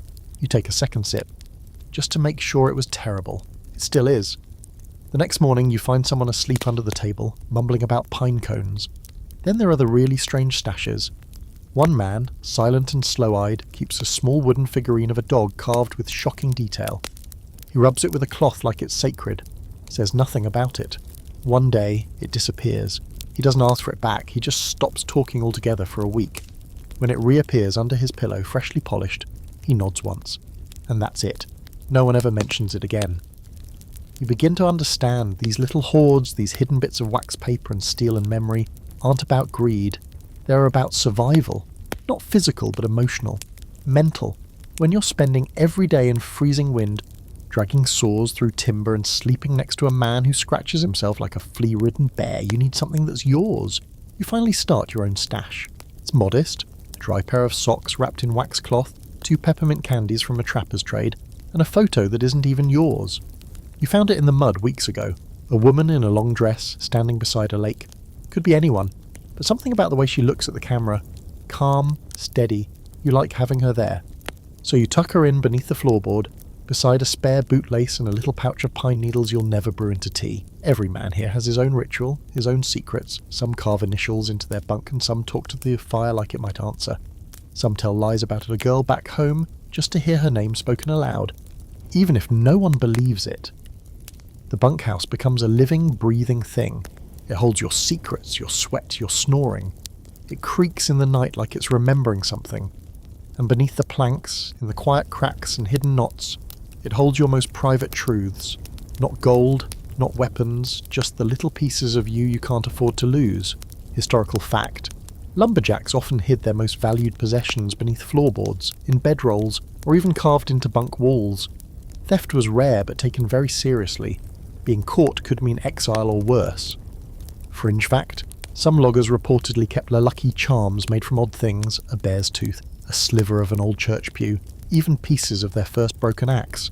Superstition and ritual were survival mechanisms in these isolated, brutal conditions. Open debate? There's a divide among historians about whether these stashes and rituals point to a broader psychological resilience in logging camps or reveal how precarious the mental state of isolation-era workers really was. Were these habits signs of strength or quiet desperation? You learn quickly that the bunkhouse has its own code of conduct, but it's not written anywhere. There's no list nailed to the door. No formal rules shouted by the walking boss. Just a long, evolving sequence of understandings, glances, and one major, unbreakable commandment. Do not mess with the one-holer rotation. The one-holer, also known as the privy, the throne, or that cursed shack out back, is the only toilet for 30 men. It's a rickety wooden box with a seat carved into a log, perched precariously over a pit that's been dug, scooped, and added to for weeks. There's a hole in the door that used to be a knot, a waxed canvas flap that flutters uselessly in the wind, and inside just enough room to pull your pants down without touching the frosted walls. Maybe. Every morning there's a line. Not an obvious one, no one wants to look like they're waiting, but an understood cue. You sit on your bunk, pretending to lace your boots for the 4th time, eyeing the next guy to see if he's making his move. When he does, it triggers the next wave. Like a dance, except the music is gastrointestinal urgency, and the tempo is dictated by whatever slab served the night before. Woe to the man who cuts the line. There's no warning, no polite correction, just a quiet, calculated response. Maybe someone accidentally drops a snowball down your coat collar later. Maybe your axe mysteriously vanishes for a day. Or maybe, and this is rare but legendary, you find your socks nailed to the roof of the bunkhouse. Everyone sees them. Everyone knows why they're there. It's a mark of shame that flaps in the wind for a full week. Inside the one-holer, time slows. Your breath fogs instantly. The seat, despite being a worn slab of pine, is approximately negative 1,000 degrees. Sitting feels like punishment. Hovering feels like death. Some guys try lining it with newspaper. Others just grit their teeth and hum songs to distract from the sting. You learn not to linger. There's always someone outside, stomping in place, muttering the curses and praying you're nearly done. In summer, it's a haven. In winter, it's purgatory. The door sticks from frost and the walls rattle with every gust of wind. You hear creaks and groans that don't come from your own body and wonder if the entire structure might collapse mid-use. Once, it nearly does. Frenchie leans too hard on the wall and nearly tips the whole thing sideways. You joke that he's the first man to almost die mid-squat, but nobody really laughs. The fear is too real. Maintenance. Forget it. Digging out the hole when it fills is a punishment reserved for the greenhorns. You get a flat spade and a bucket. You haul what should never be hauled. And all the while, the older guys watch from a distance with the kind of solemn pity usually reserved for funerals. One guy wears a scarf over his nose the whole time, even though he's 20 feet away. You envy him. The social hierarchy in camp is fuzzy at best. There's the boss, of course, and the cook, who everyone treats with wary reverence, but beyond that, things get murky. There are strong men, the ones who fell the biggest trees. Jokers, like Frenchie, who trade laughter for favours, and quiet types who carry mystery like a second axe. You're still figuring out where you fit. But then comes a moment. You're sitting at the edge of your bunk, sharpening your blade, when a guy named Toad, nobody knows his real name, stops beside you. He taps his axe handle twice on the floor. "You're after me for the one-holer," he says. That's it. No smile, no nod, just an acknowledgement. You've been included, recognised. It's like being handed a key to the city, if the city smelled like burnt beans and unwashed flannel. Of course, not all conflicts are about toilet time. There's also bunk etiquette. You don't climb over someone's bed without asking. You don't move another man's boots. And under no circumstances do you sit on another man's bunk unless you want your teeth rearranged with a soup ladle. It's not about cleanliness. God knows none of these bunks are clean. It's about territory. In a place where privacy doesn't exist, personal space is carved with invisible lines and guarded with silence. Arguments break out, always over something stupid. Someone steals someone's spoon, someone else uses too much firewood. Once a guy gets decked for humming too loudly near the stove. You don't judge. You just keep your head down, keep your space tight, and learn to mutter apologies whether you mean them or not. Still, camaraderie grows in strange ways. A man sharpens your saw without asking. Another tosses you a biscuit when he sees your lunch tin is empty. You patch someone's boot with tar and canvas, and they hand you half the cigar the next day. Kindness here is subtle, practical, and rarely acknowledged out loud. Too much sentiment makes people nervous. At night, when the stove pops and the wind rattles the walls, you lie in your bunk and replay the day's tiny victories. A dry pair of socks, a clean cut through frozen pine, a shared joke, and the fact that you managed to hit the one-holer right before it froze shut with snowdrift. That, in camp terms, is a flawless day. Historical fact? Most logging camps had basic outhouses, usually one or two one-holers serving dozens of men. Sanitation was minimal, and outhouse maintenance was considered the lowest of the low among camp chores. Fringe fact. In some camps, there was a superstition that if the first man in the morning didn't warm the seat with a small ember or breath, the day would be cursed. So yes, some guys sat on a piece of fire-warmed bark, true heroism, open debate. Historians still argue over how rigid or informal social hierarchies were in bunkhouses. Some camps were almost democratic, while others had strict pecking orders, especially in rougher regions or more established operations. Either way, everyone agreed on one thing: respect the one-holer rotation or suffer the consequences. Evening in the bunkhouse hits like a slow exhale. The tools are hung up, boots peeled off and lined like soggy, half-dead soldiers near the stove, and the air fills with that distinct post-work smell. Sweat, smoke, grease, and wood shavings, all cooked together in a thick, lingering fog. The day's labour has been squeezed out of every man, and what's left is the strange, twitching energy that creeps in after dusk, when there's nothing left to chop, no trail to haul, and just enough strength in your limbs to make bad decisions seem like good ones. This is when the cards come out. One of the older guys slaps a deck onto the table, so warped and water-stained it might have once belonged to a pirate. Corners are bent, a few faces have faded into abstract art, and the jokers are long gone, probably used for kindling or stuck in a boot for luck. The rules are flexible, the bets even more so. Nothing fancy, no money, just whatever's on hand, pipe tobacco, an extra biscuit, a patch for a glove. You once saw a man bet the front flap of his union suit. He won, thankfully, or that would have made for some awkward laundry days. You're still learning the rhythm, the jokes, the bluffs, the dramatic flourishes as someone throws down a hand with unnecessary flair and a half-chewed grin. Frenchie claims he can read faces like maps. He stares at you with his head cocked sideways like a suspicious owl and says, "You got nothing but cold in your boots, kid." You fold and he laughs. He was wrong, but it doesn't matter. Around here, confidence is worth more than truth. But not all after-hours entertainment is as tame as cards. Not even close. Whiskey makes its rounds some nights, passed in tin cups and unlabelled bottles with suspicious origins. One batch smells like kerosene and has a kick that makes your ears ring. It's possible it was distilled in a tree stump with the assistance of raccoons, but no one asks questions. You sip cautiously, others guzzle. Always a gamble. Sometimes it warms your bones. And sometimes it steals your balance and convinces you to challenge a full-grown man to a bare-knuckle snow duel. Yes, snow fights happen, and they're not playful. They're brutal, slippery, slushy brawls that start with a good-natured snowball to the face and end with someone getting stuffed into a snowbank until they're coughing up pine needles and existential dread. One time, a guy built a snow fort, actual fortifications, with a rampart and a tower and everything. He guarded it for 3 days straight with a pile of ice-packed snowballs and a broom handle until the boss made him tear it down. Too militarized, apparently. The man was heartbroken. Then there's the unofficial wrestling ring.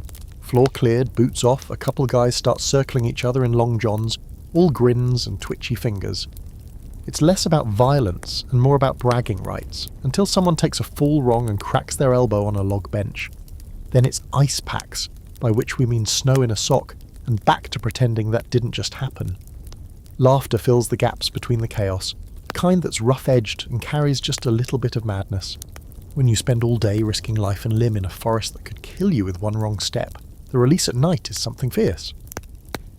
It buzzes in your chest like a second heartbeat. You need it. Without it, you'd snap. There are stories too. Tall ones, obviously. One guy swears he fought a moose barehanded. Another claims he once woke up to a wolf licking his toes. There's a never-ending debate about whether the boss's missing finger was lost to frostbite, an axe accident, or a jealous cook in Manitoba. You never get the same answer twice. Then there's the dark stuff, real tales. A man tells you about a friend who froze solid 5 feet from the bunkhouse, disoriented in a whiteout, curled like a sleeping child. Another whispers about a guy who went soft in the head after a log rolled over his chest. Walked around for a week like he was dreaming, then vanished into the woods one night and never came back. No one went looking. They just stared at the tree line a little longer than usual the next day. But the wildest nights, those are reserved for Frenchie's games. He calls it whistle poker. Here's how it works. Everyone's got a card tucked into their shirt unseen. The others have to guess what you've got, not by asking, but by the way you whistle. That's it. No logic, no rules, just chaos and accusations. One guy got so worked up he threw a whole bench. Another just whistled a Yankee Doodle and walked out victorious. To this day, no one knows how he won, or why. At some point, the stove gets overloaded and someone cracks a window. Cold air rushes in, steam pours from a few backs, and the energy begins to fade. One by one, men drift toward their bunks, still laughing, still talking. A few keep playing cards by lantern light, low murmurs and clinks of tin the only sounds left. You roll into your bunk, chest still tight from laughter, lips burning from a swig of whatever that whiskey was. Your hands are sore, your back aches, but you feel good, not just warm, not just fed, but human again. Because for a few hours, in this log-walled cage of misery and mirth, you weren't just a lumberjack. You were part of a strange, freezing, firelit brotherhood. Historical fact? Card games and dice were a staple of bunkhouse life. Gambling for small stakes like food, gear, or even laundry chores was common. Drinking and physical games were also part of the culture, despite the risks. Fringe fact, some camps had unwritten rules banning whistling after dark, claiming it woke the trees or brought bad luck. Still, others embraced whistling contests as comic relief, especially during long storms or isolation. Open debate, there's continued scholarly discussion on how much violence truly occurred in these camps. Some accounts portray nightly fights and dominance rituals, others suggest camaraderie, and laughter were more common than conflict, especially in more established, well-fed camps. He doesn't speak much, and when he does, it's never above a mumble. Most of the time, you forget he's even there, curled in the corner near the stove, wrapped in a patchwork coat that looks like it was made from 3 dead dogs and a horse blanket. His bunk's the narrow one beside the firewood stack, with a tin cup hanging from a nail and a stack of torn paper tied with twine under his pillow. His name is Gerald, but no one calls him that. Everyone just says, the poet. You don't know when the nickname started. Maybe it was the day he stood up mid-breakfast and recited something vaguely Shakespearean about flapjacks. Maybe it was when someone caught him scribbling in the margins of the camp ledger with a stub of charcoal, muttering about pine-scented suffering. Whatever the origin, it's stuck, and now. The poet is as much a part of the bunkhouse as the stove or the lice or the one-holer no one ever quite manages to shovel out fully. At first, you think he's just eccentric. Quiet. Odd, maybe not all there. But then you hear him late one night, when the fire's low and the men are half asleep. He's whispering to himself, barely loud enough to catch. You strain to listen, and it's beautiful, haunting. Lines about snow that sinks like sorrow, about trees that wear frost like forgotten armour. You lay still, stunned. For a moment, it doesn't feel like you're in a room full of snoring, flatulent loggers. It feels like you're in a cathedral made of cedar and silence. You never talk about it the next day. You just glance over at him as he eats beans with a bent spoon, and he glances back with a smirk that might mean, yes, I know you heard. He never brings it up. You never ask. That's the arrangement. The poet isn't the only oddball in camp, though. There's Skivvy, who refuses to wear long johns, ever, even in the dead of winter. He says it makes him feel too trapped. His pants ride dangerously low, and everyone has seen more of Skivvy than they care to. He also bathes once a week in the creek, cracking the ice, stripping down and emerging blue-lipped and triumphant. No one dares follow. Some say he is part seal. Then there's Moses. Not his real name, obviously. He's got a beard down to his chest, carries a walking stick, and quotes scripture while hauling logs. He claims to have been a preacher once, but now he talks about God with the kind of vague bitterness of someone who expected more from the arrangement. Still, when someone gets hurt, it's Moses who kneels beside them and mumbles prayers. When a man broke his ankle in a fall, Moses carried him 2 miles back to camp without stopping. That earned him more respect than the sermons. And let's not forget Gristle, the cook's assistant. A wiry, twitchy guy with a face like a hatchet and eyes that never stop moving. He once claimed to have killed a bear with a spoon. No one believes him, but no one's willing to test him either. He sharpens his knives obsessively and talks to them like they're co-workers. "You're my best girl, ain't ya?" he coos to the cleaver. You laugh nervously and never turn your back on him. The camp thrives on these personalities, the weird ones, the broken ones. The men who'd never make it in a town but somehow survive out here. The forest doesn't ask questions. It just takes what you've got and gives you frostbite in return. But in the bunkhouse, these oddballs become a kind of glue, holding everything together with their strangeness. Every night, the poet writes. Not much, just a few lines. You see him doing it in the firelight, tongue pressed against his lip, charcoal in hand. No one bothers him. Even Frenchie, who teases everyone, leaves him alone. You suspect he's writing about you. Not just you, but all of you. The bunkhouse. The way men snore and sweat and dream. The quiet violence of winter. One night, after too much whiskey, someone dares him to read. The bunkhouse quiets. Even the stove seems to hold its breath. He stands slowly, unfolding a square of brown paper. Clears his throat. Then begins. It's not polished. It's not elegant, but it feels real. Words like wool-stuffed stillness and hands that ache like hollow logs. He reads about the one-holer and the stink of beans and the laughter that comes too late at night. He ends with a line that catches your chest like a hook. We sleep beside ghosts and wake to sawdust hearts. Silence, then a slow clap, then more, Frenchy whistles, even Gristle grins. The poet nods once, folds the paper and sits. You think about that line for days. It's strange, isn't it? How a place can chew you up, freeze you to the core, fill your boots with blood and your nose with snot, and still somehow feels meaningful. Not comfortable, not happy, but true. And maybe that's what the poet sees.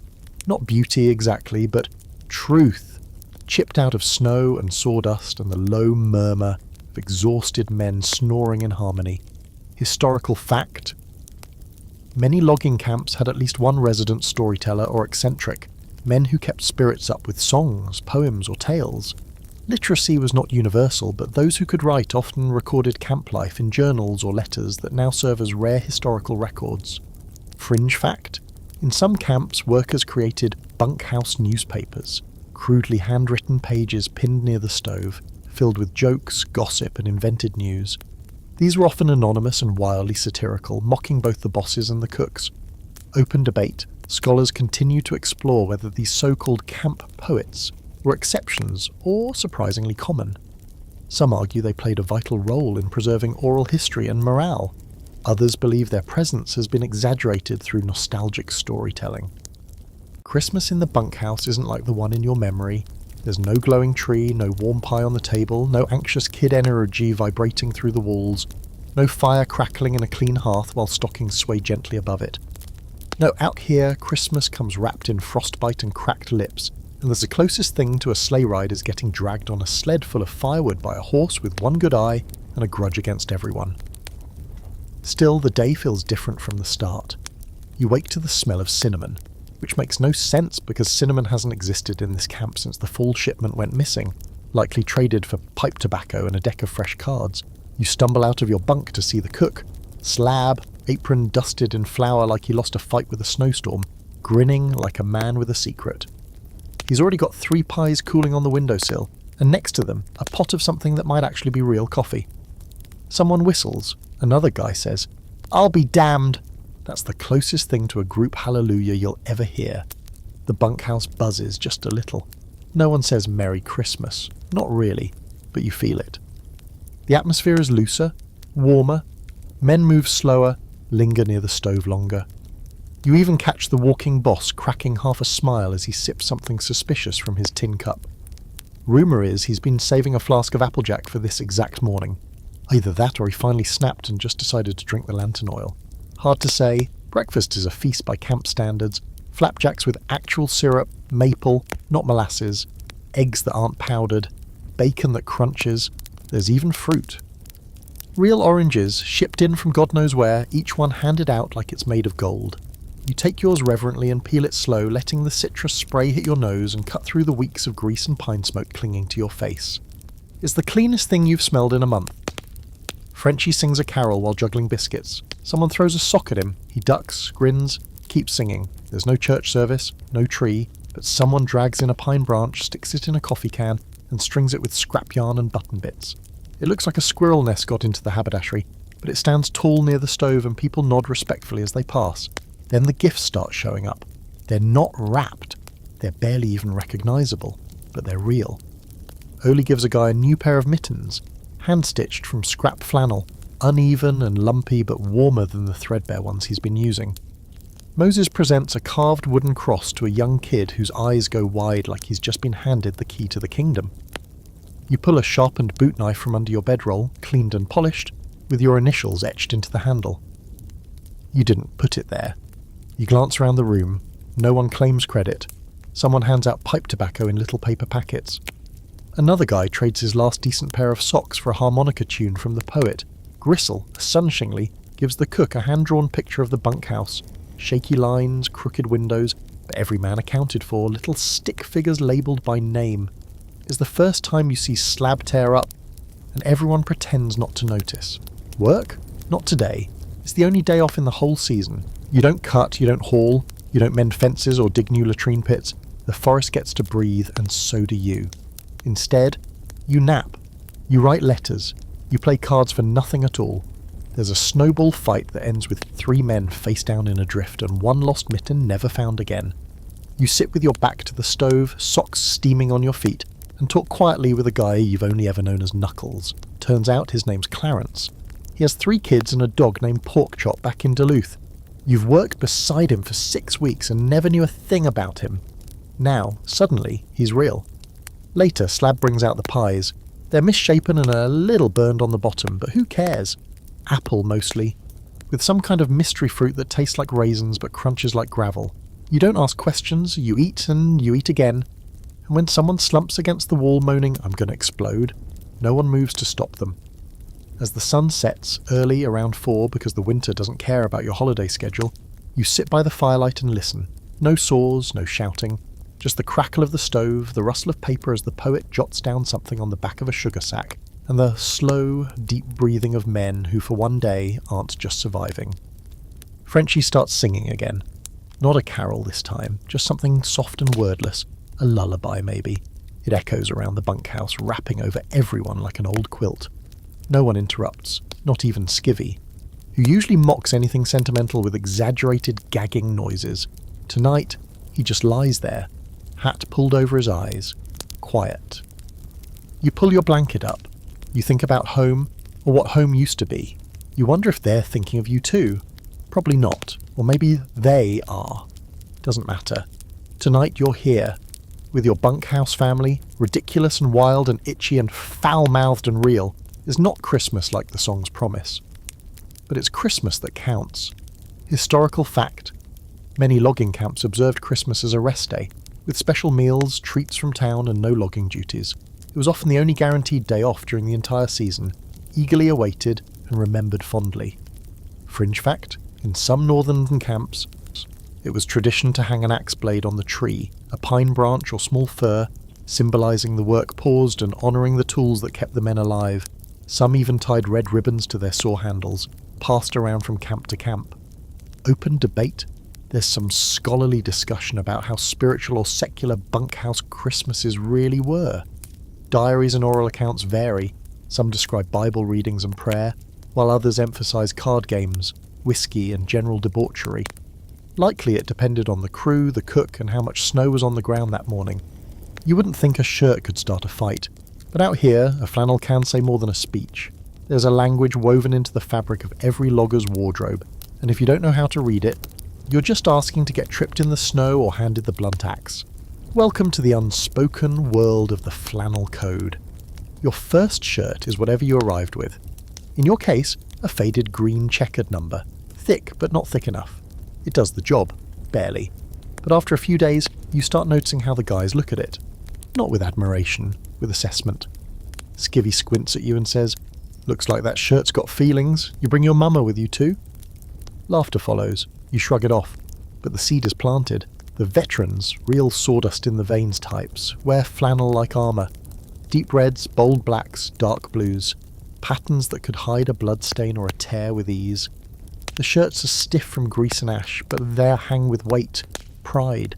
You spot one guy, been here for years, whose shirt has patches made from other flannels, sleeves that don't match the chest, a collar from another era. It's like a history book sewn onto his back. And then you notice the hierarchy. The rookies wear bright colours.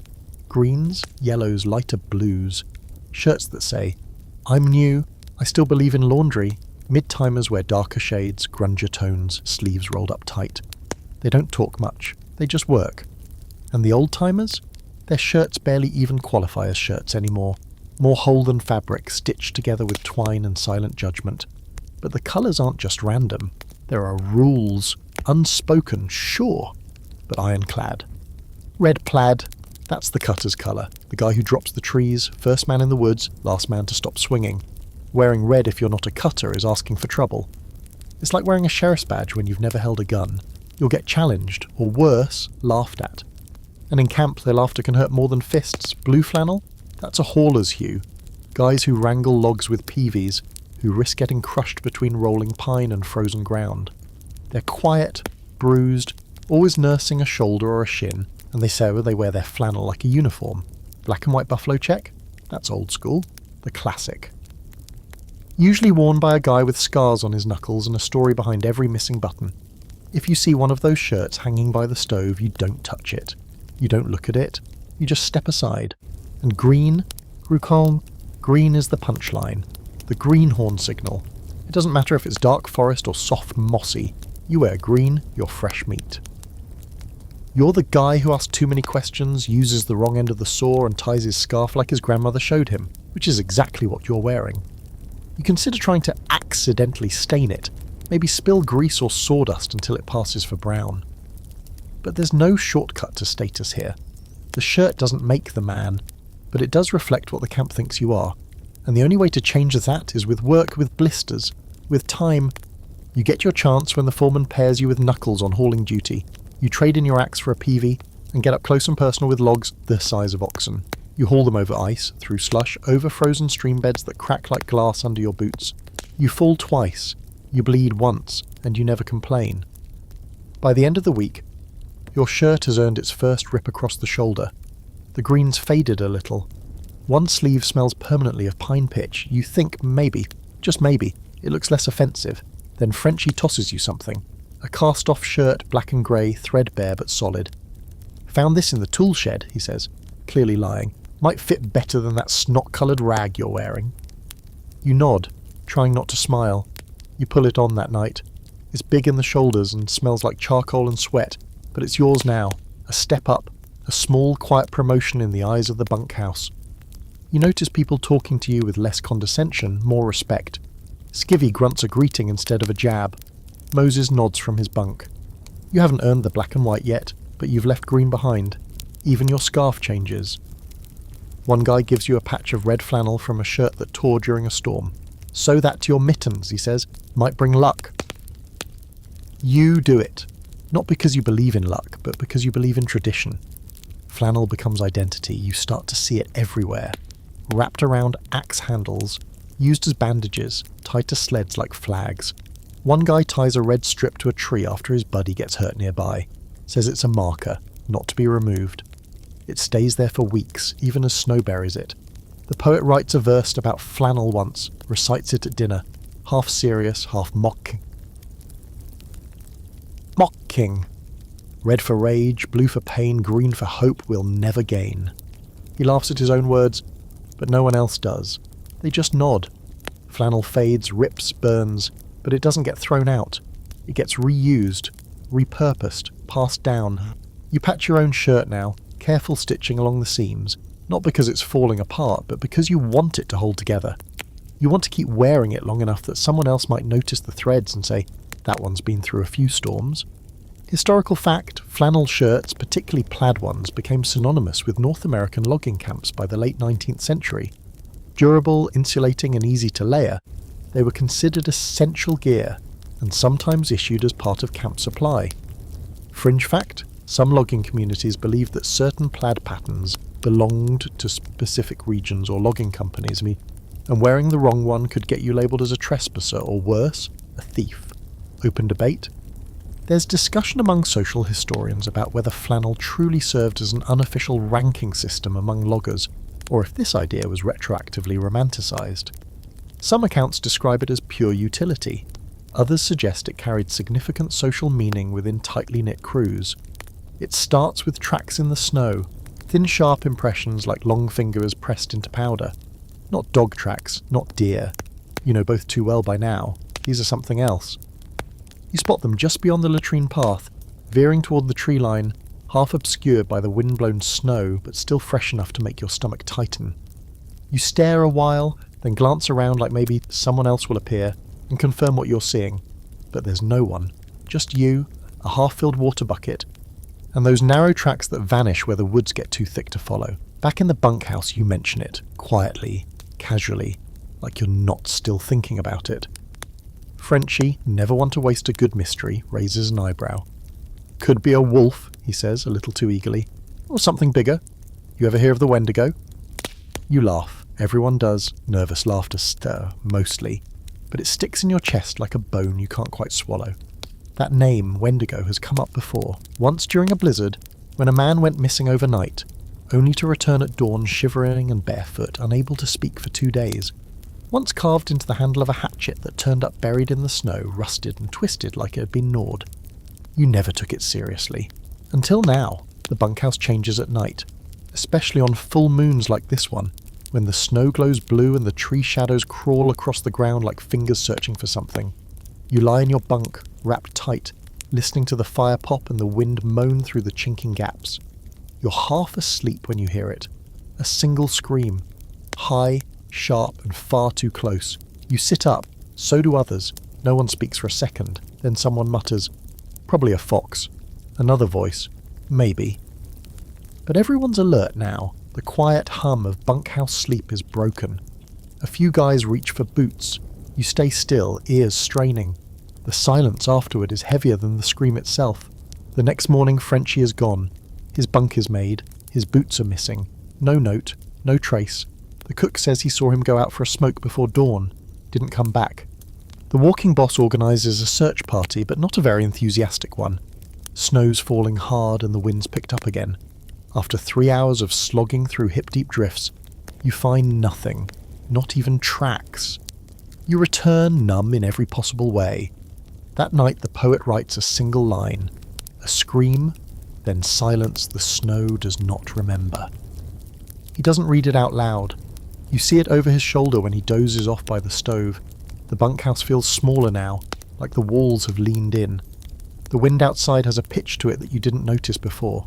A thin whistle, almost musical. Someone says it's just the wind through the cracks. Someone else doesn't answer. Later in the week, the sleepwalking starts. First, it's Knuckles. You wake to the creak of the bunkhouse door swinging open, and there he is, barefoot, eyes wide and blank, walking out into the snow. You leap down and grab his shoulder. He jerks, breath steaming, blinking, like he just came out of water.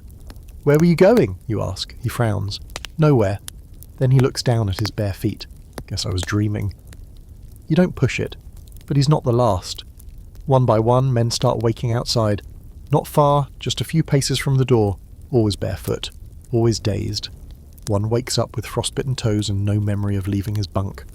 Another finds himself halfway to the cookhouse, clutching his axe like a lifeline. The poet mutters something about the moon. Moses prays louder that night. Then come the dreams. They were vivid, too vivid. Forests that twist and shift, shadows that move against the wind, faces in the trees. You dream of howling, not from wolves, but something deeper. Throatier. Something that sounds lonely. You wake with your hands clenched and the taste of blood in your mouth. You must have bitten your tongue. No one talks about it directly, but you know. You see it in the eyes, in the way men look toward the woods. Not with fear, but with curiosity. Like something's calling, like they want to go. Frenchie never comes back. After a week, someone takes his bunk, quietly, strips the bed, burns the blanket. You watch the smoke curl into the rafters and disappear. You start keeping your boots on at night. You tie a string from your wrist to your bedpost, not tight, just enough to wake you if you move too far. One morning you wake with the string snapped. You say nothing. The cook claims it's all nonsense. "Too much cold gets in your head," he says. "Makes you dream dumb things." But even he keeps the kitchen lantern burning through the night now. And you catch him muttering in French when he thinks no one's listening. There are no more jokes about the Wendigo. The tracks never come back. The screams don't return, but the unease lingers like wood smoke in your hair. Every time you hear a branch snap in the distance or the wind shift direction, you freeze a little. You scan the tree line for movement. Nothing. Just silence. And somehow, that's worse. Historical fact. Many loggers did suffer from sleepwalking and disorientation, especially during long stretches in extreme cold, which caused micro-sleep episodes and hallucinations, compounded by exhaustion and malnutrition. Fringe fact. Tales of the Wendigo, an Algonquian myth of a creature born from isolation and cannibalism, were often whispered in northern camps. Some crews even left offerings of tobacco or food at the forest edge, just in case. Open debate. Anthropologists still argue whether the Wendigo stories were moral tales used to prevent madness and cannibalism in remote communities, or if they were rooted in real psychological conditions, now referred to as Wendigo psychosis. A controversial diagnosis largely dismissed today, but still whispered about in the right kind of cold. They call you green, even though your shirt isn't anymore. It's been burned, patched, soaked in rain, stiff with sweat and bled on twice. Once yours, once not. Doesn't matter. Around here, green has nothing to do with colour. It's about time. It's about scars. It's about how many toes you still have. And until you've lost at least one thing, blood, nerve, finger, you're still greenhorn. You figure this out for real when the sourdough pulls you aside one morning by the gear shed. That's not his real name, obviously. No one remembers what his mother called him. He's just the sourdough, because he's been in the woods since before sawdust was invented, or so he claims. Old, leathery, and built like a stove, he wears a red and black flannel so threadbare it looks more like reputation than fabric. His boots are cracked, patched with tin, and his hat is permanently stuck to his head like it's grown there. He squints at you, chewing a toothpick like it owes him money. "You know what the first mistake is, greenhorn?" he says. You pause mid-knot, trying to tighten the rope around the sled's crossbeam. "Coming here?" you offer. He snorts. "No, thinking the forest gives a damn about your learning curve." That's the day he takes you under his wing. Not kindly, not gently, but deliberately. You spend the next week working beside him, and he shows you things that don't show up in any foreman's lecture. How to spot a hollow log by sound. How to walk across a frozen stream without cracking through. How to read snow tracks by heat, not shape. And how to recognize when a man is about to break. Not physically, but in his head. The sourdough doesn't do small talk. He doesn't do praise either. But when you slip once while dragging a 12-foot pine and land hard, ribs aching, he doesn't laugh. He waits until you get up, hands you your peavey, nods. That nod means more than any handshake. Meanwhile, the camp's full of new greenhorns now. 2 fresh guys just came in from downstate. Soft-handed, stiff-backed, and full of questions. You watch as they ask where to hang their mittens. The cook ignores them. One of the veterans tells them to tie them to a moose and hope for the best. You wince. You remember what it felt like to be them. They fumble their gear. Their scarf knots are too loose. One of them sharpens his axe backward and cuts his thumb before breakfast. They talk too much and work too slow, and by day 3 everyone's had enough. You see one of them take a spill and fall flat in the snow. He doesn't get up right away. The others step over him. The sourdough just shakes his head. So you help him. Quietly. Pull him up by the arm, steady him. "Keep your weight forward when you haul," you mutter. "Leverage, not muscle." He nods, grateful and ashamed all at once. The other greenhorn? He's not so lucky. Tries to overcompensate, swings his axe too hard and misses the mark twice, and a chunk of bark flies up and hits another guy in the face, blood, swearing. The walking boss has to step in. Later that night, the guy's gone. Left without a word, maybe walked out, maybe forgot, suggested to leave. No one talks about it. The line between hazing and survival training is thin here.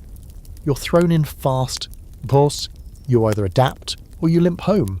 But now that you've climbed out of that greenhorn hole, you start to see the pattern. The test is simple. Can you keep your mouth shut, your blade sharp, and your head on straight when everything's working against you? The sourdough tells you a story one night. You're both sitting near the stove, boots steaming, nursing cups of pine needle tea that taste like bitter memories. "First winter I logged," he says, voice low and raspy. "I lost 2 toes, black as charcoal by the time I even noticed. Just snapped right off like crackers." You blink. "You didn't feel it?" He chuckles darkly.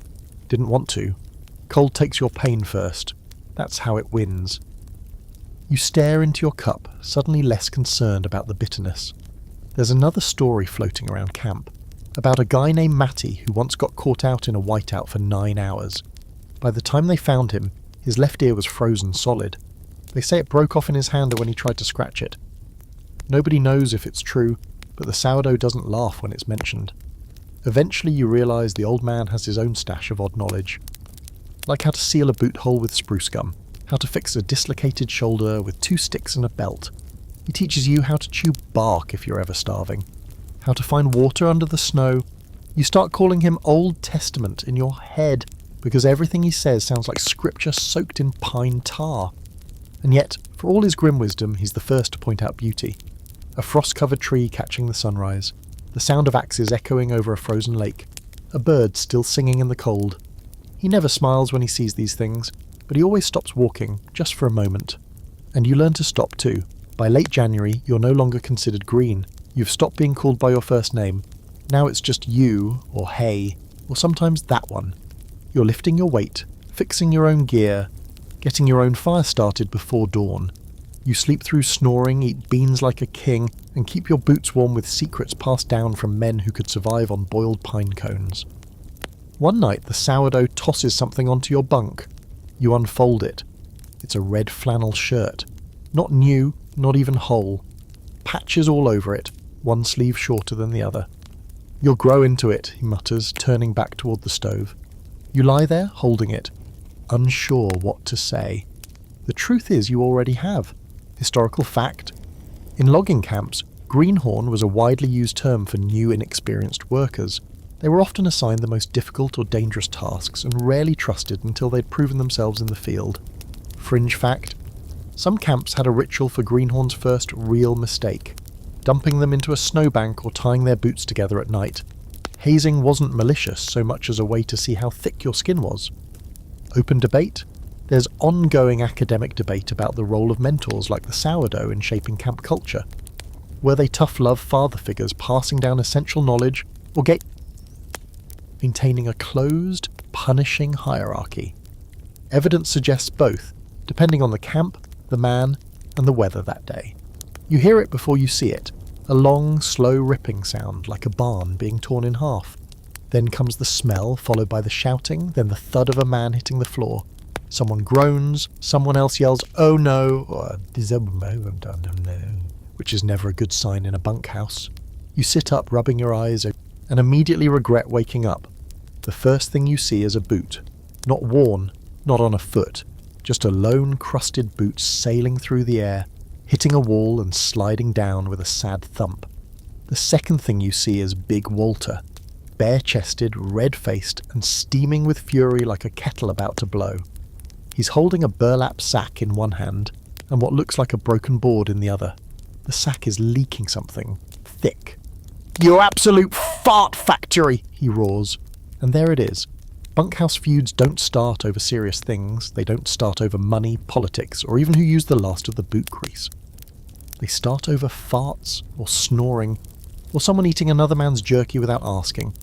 Or in this case, Big Walter claiming that someone, Frenchie's cousin Pierre, who has the bones of a crow and the diet of a raccoon, cut a wedge of cheddar and left it to die under Walter's bunk. Not literal cheese, just a metaphor for a smell so profound, so dense and cruel, it allegedly peeled paint off the wall. Walter's not one to exaggerate. He's also not one to smell good himself, so when he accuses someone of foul play, the bunkhouse listens, and right now he's got Pierre by the collar, swinging him like a particularly uncooperative sack of potatoes. "I was sleeping," Pierre shrieks, flailing in all directions. "It wasn't me. You've got no proof." "You weaponized your backside," Walter growls. "My boots curled." You'd intervene, but this is camp politics now. Bunkhouse law dictates that once a man accuses another of chemical warfare in the sleeping quarters, it has to be settled by the collective. So the tribunal forms, informally of course. The sourdough gets a seat near the stove, acting as judge by default. Moses stands as moral compass, muttering scriptures and sniffing suspiciously toward Pierre. Gristle's sharpening something in the corner but not saying anything, which somehow feels more threatening than shouting. The poet raises one eyebrow, says, "This smells of injustice," and then immediately regrets the pun as everyone groans. Walter lays out his case. He cites specific hours, weather patterns, gastrointestinal history, and the curvature of the stink as it moved through the room. Pierre defends himself with passion and desperation, insisting he was framed by someone leaving cabbage scraps under his bedroll. Eventually, they settle it with a challenge, the dreaded blanket gauntlet. This is not sanctioned by any higher authority. It's just a cruel and stupid tradition where both parties crawl under the same wool blanket and see who can last longer without gagging. It's dumb. It's juvenile. It's deeply, painfully funny. Everyone gathers to watch. Bets are placed. Socks are exchanged. They both go in. You hear a muffled cough. Then a long pause. Then Pierre shoots out like a rocket, eyes watering. "It was me!" he cries. "I confess! But it was the beans. Lad put something wrong in them." Walter emerges triumphant, fists raised, claiming victory for all mankind. He falls back onto his bunk, grinning through his beard. "Let this be a lesson to all stink saboteurs," he says. You make a man's eyes water, you answer for it. No one ever messes with his bunk again. Feuds like this are the spice of camp life. Some burn hot and fast, like the Great Pillow heist of 3 weeks back, when someone, still unidentified, stole all the straw from the upper bunks and redistributed it unevenly. A full investigation was launched. Mistrust lingered for days. One man started sleeping with his head in a boot out of spite. Others simmer longer, like the silent war between Toad and Skivvy, who have been swapping prank after prank for the months. It started with a boot filled with lard. Then came the wooden spoon glued to a bunk post. The most recent escalation involved a taxidermy squirrel and an unsettling amount of creativity. No one knows where the squirrel came from, no one wants to know, but not all conflicts are harmless. Sometimes fists fly. You've seen it happen, usually after a long haul, when tempers are thin and backs are sore. Someone knocks over another guy's soup or blames someone else for letting the stove go cold. There's shouting, then a swing, then two men rolling across the floor like furious meatballs. No weapons. That's an unspoken rule. No blades, no tools, just hands, boots, and rage. The boss doesn't step in unless it goes too far. Most times it burns out quickly, the way a dry branch flares and crumbles. Afterward, there's usually a nod, maybe a muttered apology. Sometimes just a shared swig from a flask in the quiet hour before dawn.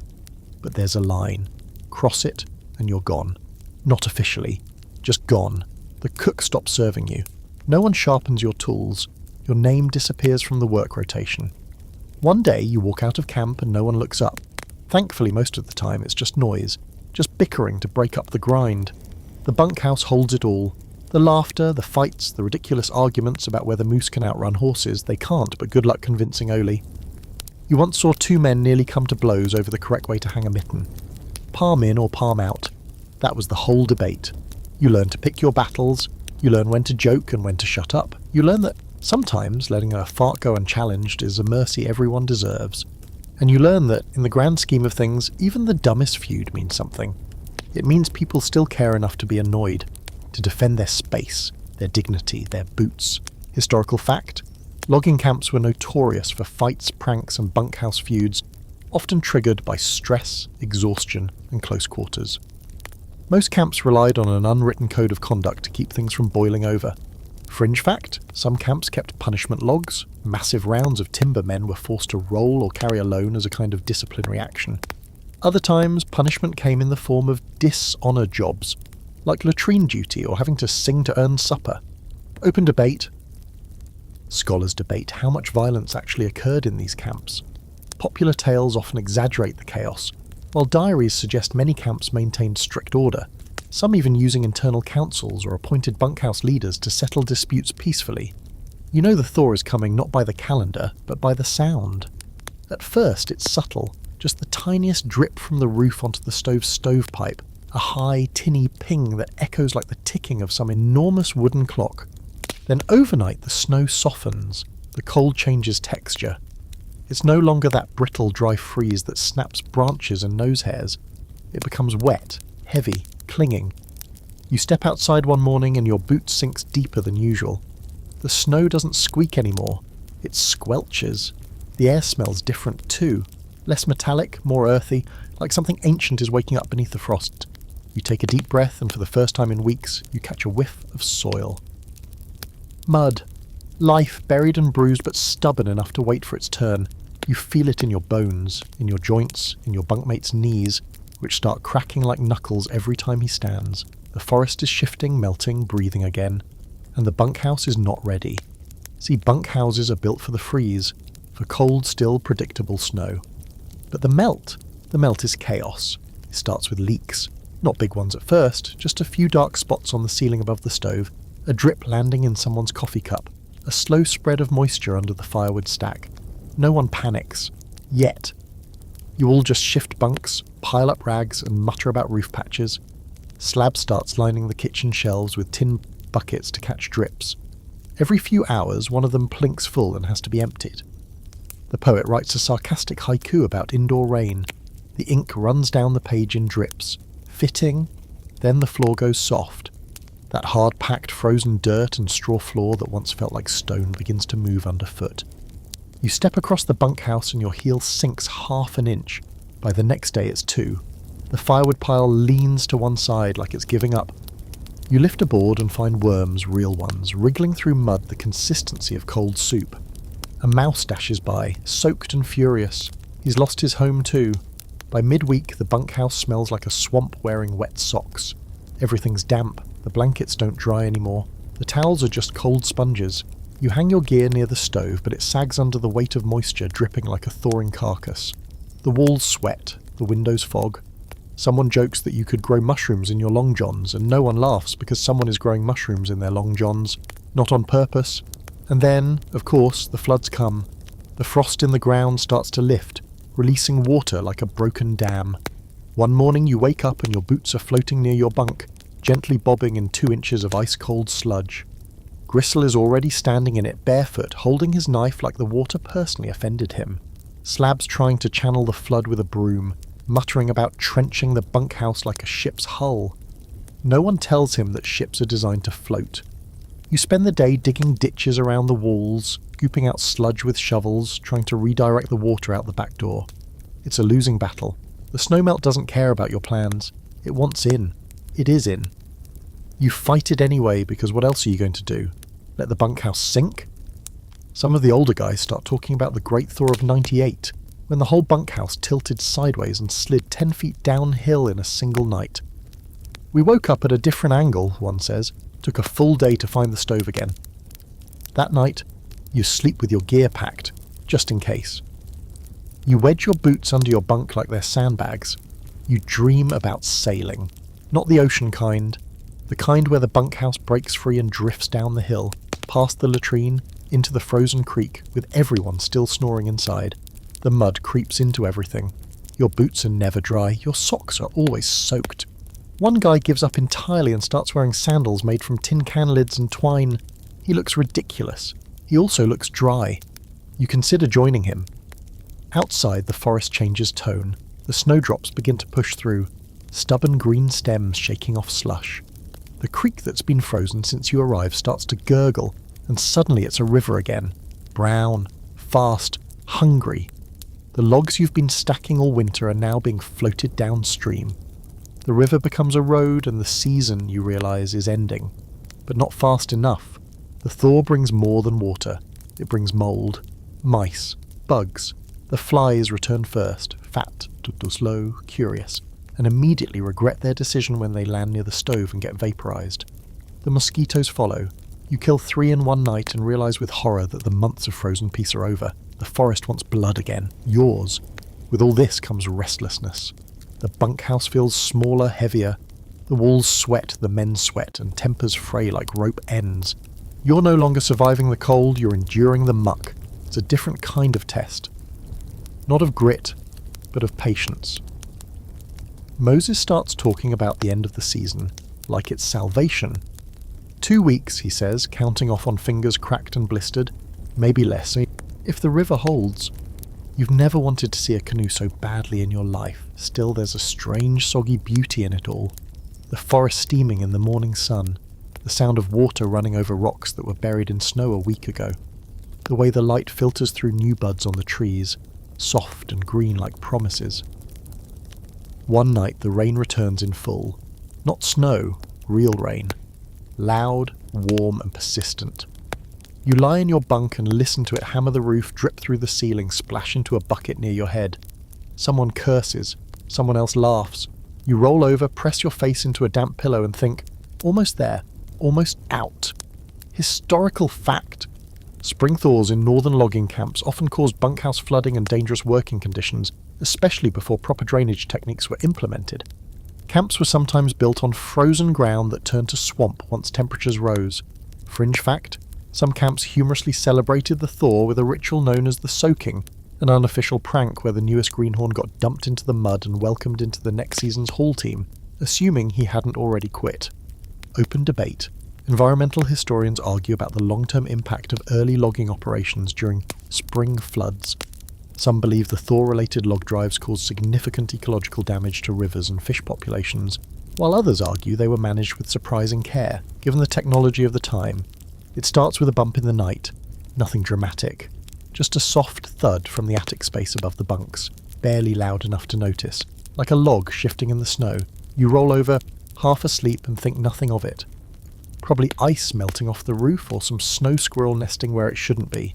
But then it happens again, a little louder, a little closer. You sit up in your bunk, rubbing the fog from your eyes, and stare at the low ceiling above you. Another thump, followed by a slow dragging sound like a boot sliding across dry wood. You freeze. Everyone else is asleep, or pretending to be. No one says anything, but you know they heard it too, because all the snoring has stopped. In the morning nothing is said, not at breakfast, not during work, not even by Frenchie's cousin Pierre, who normally has a mouth like a leaky kettle and would turn a sneeze into a 5-minute anecdote. The bunkhouse goes quiet in that specific way, where words are being swallowed before they even leave the throat. Later that day you ask Moses about it, casually, offhand, like you're not trying to dig into something you shouldn't. He doesn't look at you, just nods once toward the roof and says, "That's old Sam."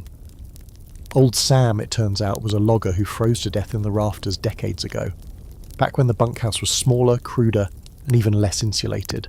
Supposedly, he got drunk, climbed into the attic to sleep off a fight, and never came down. No one found him until spring. By then, the frost had turned him to leather, and his face was something no one wanted to describe. They never moved his bones. You blink at Moses, waiting for the punchline, but there isn't one. The next night, it happens again. This time you count the steps. 6 slow, uneven thuds across the attic beams. Then silence. Then a knock, sharp and deliberate, above the stovepipe. You stare at the ceiling, trying to remember if it's just the wind, just a bird, just your own imagination turning creaks into ghosts, but the pattern's too clean, the movement too human. You ask the cook slab. He says the same thing. Old Sam. Nothing more. Like it's common knowledge. You glance at the others and realise everyone knows, and no one wants to talk about it. That night, you lie awake with your eyes on the ceiling. The rafters are barely 2 feet above you, and suddenly they feel closer. You can see the seam where the boards meet. You can see the single rusty nail holding a crossbeam in place, and you can hear it. A breath. Right above you, just one, soft, damp. You sit up too fast and hit your head on the beam. You curse loudly, Biasam, hoping it wakes someone, anyone, but no one stirs, except the poet. He opens one eye from his corner bunk and says, "Don't make noise, he likes noise." You lie back down and stare at the ceiling until dawn. Over the next few days, the presence above becomes normal, or rather, the ignoring of the presence becomes normal. Someone even makes a joke half-heartedly, that Sam should start paying rent. Another man hurls his boot at the ceiling after a particularly loud bang, and it goes silent for the rest of the night. The boot, though, is never found again. Not under the bunk, not in the rafters, gone. Slab nails the attic hatch shut. Doesn't say why. Then come the cold spots, not just drafts, whole corners of the bunkhouse where your breath fog's heavier, where the stove heat doesn't reach. Men start shifting bunks to avoid them. One guy, Lenny, sleeps in 3 layers and wakes up with frost on his blanket. Not outside, inside. When he tries to move to another bunk, the spot follows him. He leaves the camp 3 days later without saying goodbye. You start to hear whispers, faint, unintelligible, just under the crackle of the stove. You ask if anyone else hears them. Gristle nods. "Don't answer back," he says. You wonder how many men have been lost to whatever this is, not dead, just gone, slipped out into the woods, drifted away in the night, one by one, forgetting why they came or what they were running from in the first place. You start noticing things in the corner of your eye. Shapes between the trees, shadows that don't belong to anything you can see. You tell yourself it's just the forest, just the way the trees shift in the wind, but deep down, something tugs at your gut like a hook. The bunkhouse used to feel like shelter. Now it feels like a mouth, and you're inside it. The worst moment comes one night when you wake to find the attic hatch open, not torn, not broken, just gently swung down, the rope ladder uncoiled to the floor. No one is climbing down, nothing is visible. But it's open. The room is so quiet you can hear your heartbeat. You sit up slowly, and then, against every sensible instinct, you stand. You approach the hatch. 1 step. 2. The ladder creaks beneath the weight of nothing. The air is icy. You look up and see nothing but darkness. Then from behind you someone whispers, "Close it." You spin. No one there. But the whisper is still in your ear. You shut the hatch, fast. tie it closed with every rope and scarf you can find. Slab nods at you in the morning, like you passed a test. No one mentions it again. After that, old Sam goes quiet. No more thumps, no more knocks. The cold spot shifts back to its corner. The whispers fade. The attic stays sealed. You return to sleeping lightly, uneasily, but sleeping, and you start to understand the unwritten law of the bunkhouse. Some things live here. Not people, not rats, not things you can drive out with traps or boots, just remnants, echoes, stories with claws, historical fact. Many early logging bunkhouses were built with attics or lofts for storage, sometimes used as emergency sleeping space. In extreme weather, these upper areas became death traps due to lack of insulation and ventilation. Fringe fact: some camps did claim to be haunted, with tales of disappearing men, phantom footsteps, and unexplained noises passed down like weather forecasts.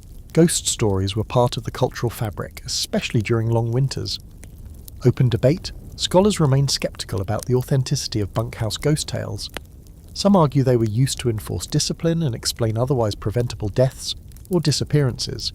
Others suggest they offered a necessary outlet for fear in a brutally unforgiving environment, making the horror manageable by giving it a name. You never thought you'd say it, but you kind of miss winter. Not the frostbite, not the nose hairs freezing instantly kind of cold, but the predictability. The clean lines, the way snow smoothed out all the roughness and made everything look manageable, even when it wasn't. With spring fully unleashed, the forest is turning into something messier, louder, and somehow meaner. Everything's wet. The air, your socks, your lungs. Rain comes in sideways, sometimes in sheets so thick it sounds like you're sleeping inside a drum. It seeps through every seam of the bunkhouse, no matter how many buckets Slab sets out, no matter how much patchwork Moses nails into the walls. The stove, once your centre of gravity, sputters uselessly now, trying to dry out air that refuses to cooperate. Outside, the mud deepens into a kind of living creature. It sucks at your boots, swallows tools whole, and occasionally steals a wheelbarrow. You watch a guy lose his footing, fall face first into what used to be a trail, and reappear 20 seconds later looking like a freshly dug potato. He doesn't even swear, he just lies there, blinking at the sky, wondering what led him to this exact moment. This is the start of push season, the final weeks before everything has to be cleared, counted, floated, and logged into the books. You're behind. Everyone's behind. The thaw came late, the roads are soft, and the river's rising too fast. Every man in camp is working like the world ends tomorrow, because if the river gets too high or the banks give out, you'll lose not just trees, but the entire winter's worth of labour. The boss makes it clear. No excuses. You double up on shifts, hauling logs to staging areas, cutting through forest that's more swamp than soil. Your boots fill with black water. Your shoulders ache like they've been used as crash pads, and your hands start to blister again on top of the calluses. At some point you stop feeling it. You're too tired for pain, you just go. Meals are rushed, nights are shorter. Sleep becomes this tight, angry kind of rest. No dreams, just a dull blackout followed by the crack of dawn and a boot to your side telling you it's time to move again. The cook stops pretending he cares about variety. Beans and bread and beans, sometimes salt pork. Slab says if you want something better, you should have been born a senator. No one laughs. Morale hits a strange place, not rock bottom, just sideways. Like everyone's drifting in the same leaky boat but too tired to bail. Conversations dry up, jokes fade, even Frenchie's cousin stops whistling. Gristle mutters to himself more than usual, which is saying something. You catch the poet staring into his empty cup for a full hour, unmoving, eyes fogged like he's watching a movie only he can see. But still, you push, because that's what the push season is. It doesn't care how you feel. It doesn't care that your clothes never dry or that your back feels like it's been kicked by a mule. The river is the boss now, and when it decides to rise, you either get those logs down it or kiss the season goodbye. Then comes the worst part, log driving. You've heard stories. You've even seen the river cruise from a distance. But now, with everything melting and the channels opening, you're called up to the real thing. You report at dawn, soaked before the sun even breaks the treetops, and find yourself staring at a mass of pine logs jostling like cattle in a chute, bumping and grinding and spinning in a current that wants nothing more than to kill you. Driving logs is exactly what it sounds like. You on the river, dancing on floating death sticks. trying to steer them with long peavies and pure desperation. You're meant to guide the logs downriver, keep them from jamming, and break them free when they get tangled. Sounds simple, it's not. The first time you step onto a log, your foot slides immediately. You fall into the water so fast your soul doesn't have time to panic. It's a shocker cold that punches you in the ribs. You come up sputtering, flailing, grabbing at anything. Someone tosses you a rope, hauls you out and tells you, "Next time lead with your toes." Next time, yes, because now you're on river duty. The logs never stop, day and night they flow. Your job is to keep them moving. You balance, run, jab your PV into the bark and twist to push one log out of the way of another. One mistake and the whole thing can jam, and when logs jam, they jam fast. Within seconds, you could have hundreds of tons of timber locked together. Pressure building until something snaps. That something is usually a man. The veterans have a term, deadwater. That calm patch just before a jam explodes. If you ever see the river go quiet, too quiet, you run. Doesn't matter what's in the way, you run, you learn fast, you have to. Every step is a gamble. Every log is wet, slick, and eager to spin under your boots. You fall, you get up, you fall again. Your shins are black and blue, your fingers shredded by bark, and your mind numb from fear. But slowly you get your footing. You watch an old driver named Jake run a line of 5 logs like he's on solid ground. He's nearly 60 and hasn't fallen once. When you ask him how he does it, he shrugs and says, "Don't fight the current. Just learn to borrow it." Simple advice, insanely difficult. By the end of the day, you're soaked, bruised, and coughing up river water, but you're still breathing. That counts for something. That night, you don't eat. You just fall onto your bunk in wet clothes and let your body shut down. You dream of rolling wood, of rushing water, of your boots slipping and never stopping. And then it's dawn again. Historical fact, the spring log drive was one of the most dangerous jobs in the lumber industry. Men, called river pigs or log drivers, would ride logs downriver, breaking jams and guiding timber to mills. Injuries and deaths were common. Fringe fact, some river crews use singing or rhythmic chants to help coordinate log movement and timing. One popular belief was that noise could help wake up stuck logs, though it probably helped men stay awake more than anything. Open debate. Some historians argue that the log drives were romanticised in later decades, depicted as wild, adventurous, almost noble work.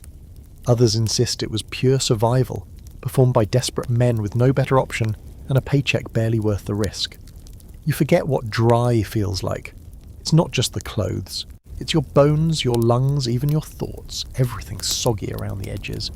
You smell like river mould and wet flannel, and every time you close your eyes, you see the logs again, rolling, crashing, threatening to spin you into a splintery grave, but you keep getting back on the river because now you're part of it.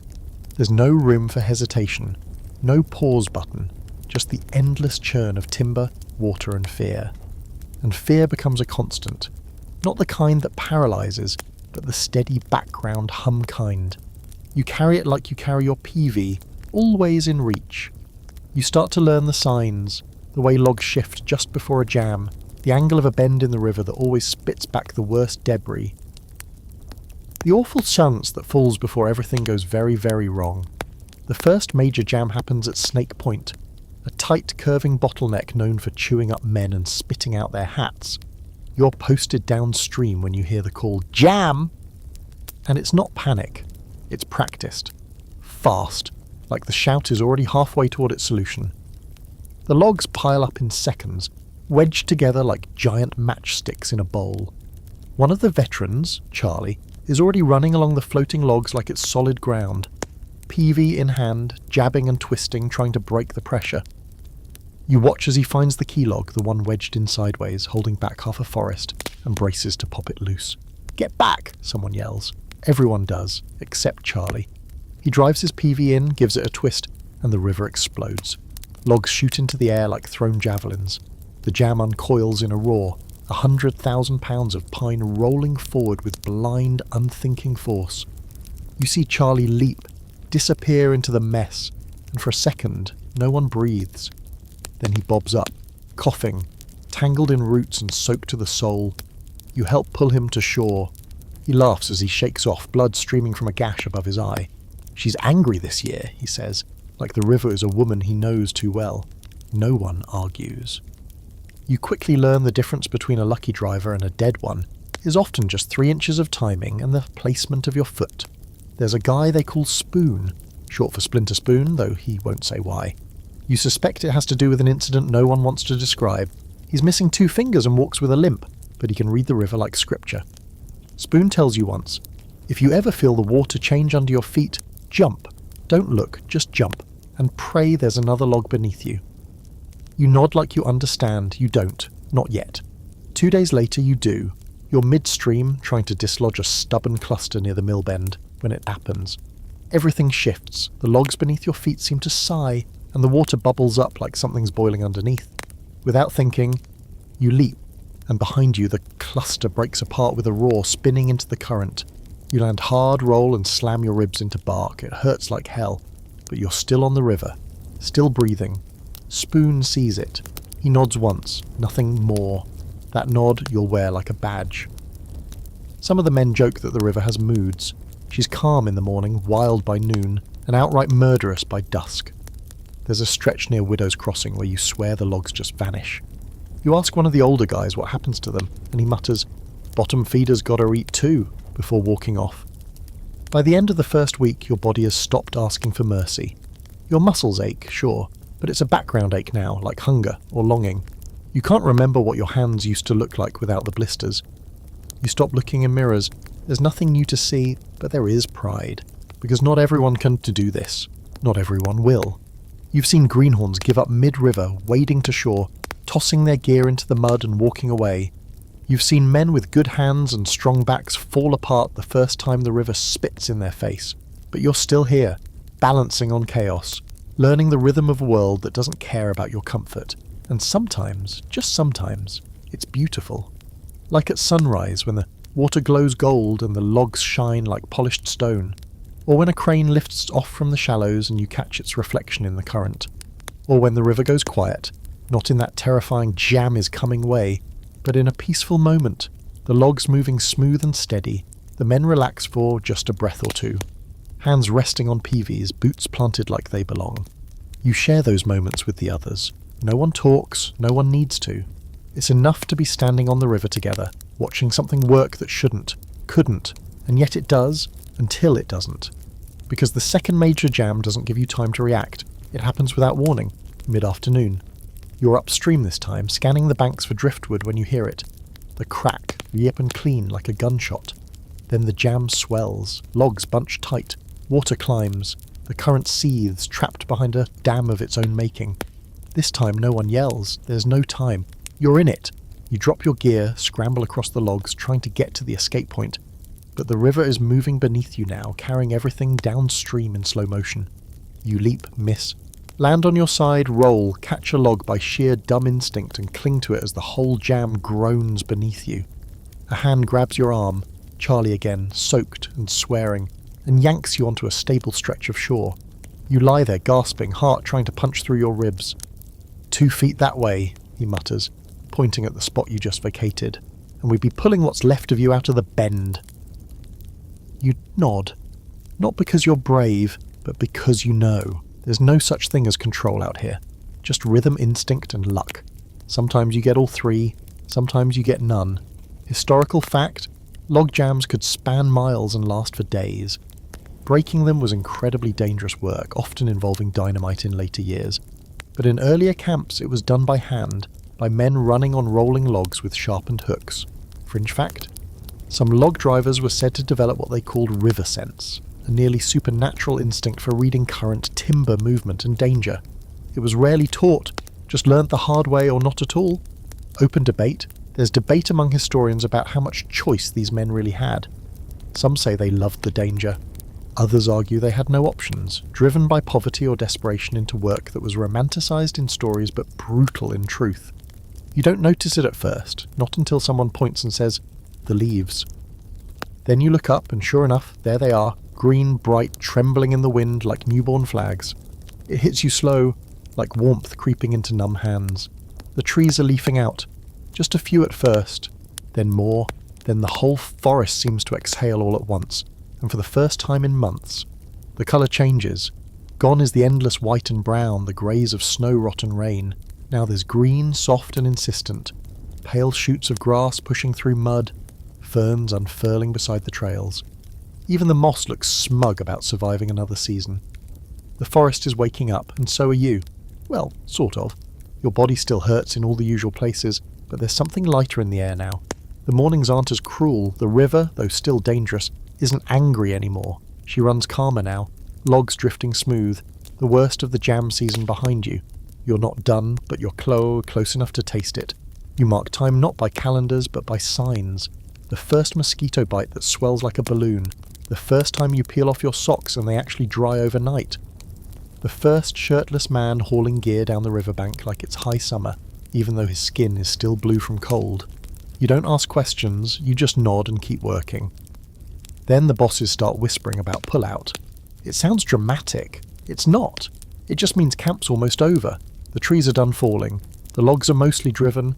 The men are paid or will be soon. Equipment needs hauling. Tools need cleaning. The bunkhouse needs to be emptied, scraped down, and either burned or boarded up until next winter. There's a list, and for the first time it doesn't stretch into the horizon.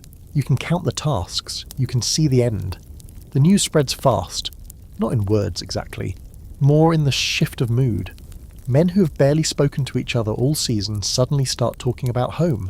Some count train schedules. Others talk about towns they plan to hit on the way south. Bars, brothels, maybe even a barber. Gristle says he's going to buy a new pair of boots and throw these ones into the river. No one doubts he will. Even the bunkhouse smells different. Not better, just less bad. You've grown nose-blind to the worst of it. But now that the windows are open and the sun's streaming in, there's something like air. Real air. It moves through the place, stirring dust and lifting the heavy stink of mildew, unwashed socks and desperation. You start packing slowly, not because there's much to pack, your gear is mostly ruined, but because it gives you something to do when you're not working. You find things you forgot you owned. A pair of dry socks, long hidden under your bunk, a pencil stub, a small tin of hard candy that against all odds hasn't fused into one unchewable mass. You sit on your bunk, pop a piece into your mouth, and let the sugar sting your tongue like it's waking up too. Some guys start leaving early. Their contract's done, their patients even more so. You shake their hands, slap their backs, promise to write. Not that anyone ever does. A few leave in the dead of night wordlessly. Maybe they had debts. Maybe they just didn't want to say goodbye. You wake to empty bunks and half-eaten biscuits. You don't ask questions. Then the final drive happens. The last big push downriver to clear what's left. You go, of course, everyone does. One more day of wet boots and spinning logs, one more gamble with the current. This time, though, it feels different.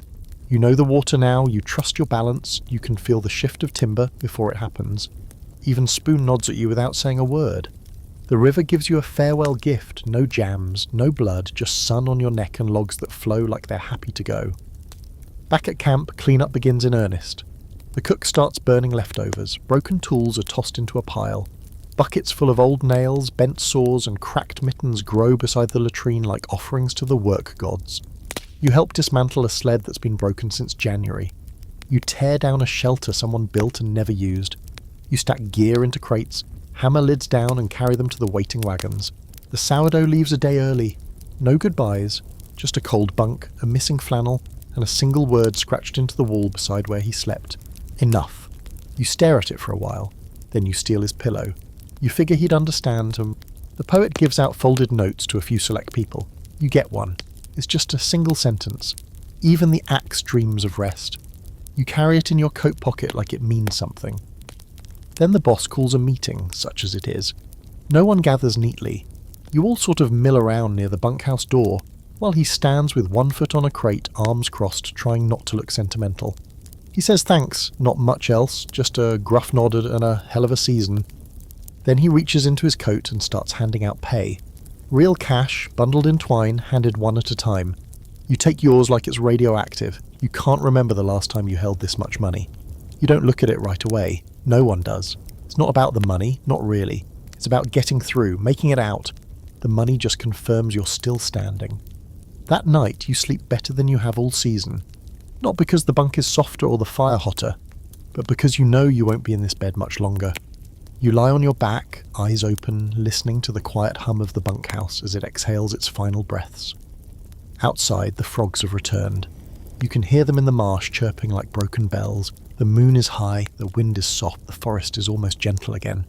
You think about everything you've done, what you've survived, what you've lost, and what you've learned that has no name but weighs heavy in your chest. You've been cold, you've been hungry, you've seen a man vanish. You've heard things above the bunkhouse ceiling that you still don't want to explain. But you've also seen the river shine like glass. You've laughed hard enough to forget the pain. You've earned a nod from the sourdough, and tomorrow you leave. Historical fact, logging seasons typically ended with the spring thaw and final log drives. Camps were packed up and men were paid out in cash, often for the first time in months. Many headed directly for towns where their wages vanished in a weekend of drinking, gambling and relief. Fringe fact, some camps held informal farewell rituals, burning old gear, sharing poems, or even staging mock funerals for ruined boots. These events were never official, but served as emotional decompression for men who had endured long, brutal winters. Open debate, some historians argue that the end of the season marked the real start of hardship, as many loggers faced unemployment, injury, or aimlessness once the work was done. Others suggest it was a moment of liberation, a reset before the next season's grind began. You wake before the sun, and not because you have to, but because you want to. It's strange, after months of being dragged from sleep by yelling, cold air and aching limbs, now, on your final morning in camp, you rise with the soft sound of your own breath. The bunkhouse is quiet. Most of the others are still asleep, sprawled out into the usual tangle of limbs, boots and blankets. You move quietly, like the place itself is listening. You pull on your last dry shirt, well, dryish, and lace your boots with hands that somehow know the motion even in the dark. Your pack is light. Most of your gear isn't worth taking. Your axe is staying too, passed along to a new greenhorn who showed promise late in the season. You left it leaning against his bunk last night. No note. He'll know. Outside, the air is soft with early spring mist. The trees look different now, less threatening, more alive. Their leaves flicker gently in the wind, almost shy, like the forest is still stretching after a long sleep. You walk a few yards from the bunkhouse and stand near the trail, just to breathe. The earth is soft under your boots. Muddy, sure, but it smells like dirt again, like life. Behind you, the bunkhouse is a dark silhouette against the pale dawn. You can just make out the smoke rising from the chimney. Someone stoked the stove before bed. Probably Moses. He'd do that, even on the last night. Especially then. You think about everything you're leaving behind, the frozen mornings, the river, the bunk fights, the smell of wet wool and pine smoke. Old Sam in the attic. The flannel code, the silence that lived between the trees and the men who cut them. Some of it you'll miss. Some of it you'll carry whether you want to or not. Slowly the others stir. One by one the men rise like old ghosts. They grunt, they stretch, no one talks much. Farewells in a place like this are rarely poetic. Most just shoulder their gear and nod, like that's all the ceremony required. A few slapbacks, a few trade scraps of gear, leftover tobacco, hand-rolled cigarettes. The poet hands out one last page, just a blank sheet this time. You'll write your own ending, he says. You fold it into your pocket. Breakfast is whatever's left. The last of the beans, hard biscuits, a few strips of jerky that look like they survived the entire winter untouched. No one complains. Everyone eats like they're already halfway down the trail. You help pack the last crate. Slab gives you an empty tin and says, "Put something in it you want to remember." You glance around, then toss in a square of flannel, black and red, torn from your first patch shirt. It smells like smoke. You seal the tin and hand it back. The wagons arrive around mid-morning. 2 battered rigs pulled by thick, mud-slick horses, their breath steaming in the spring air.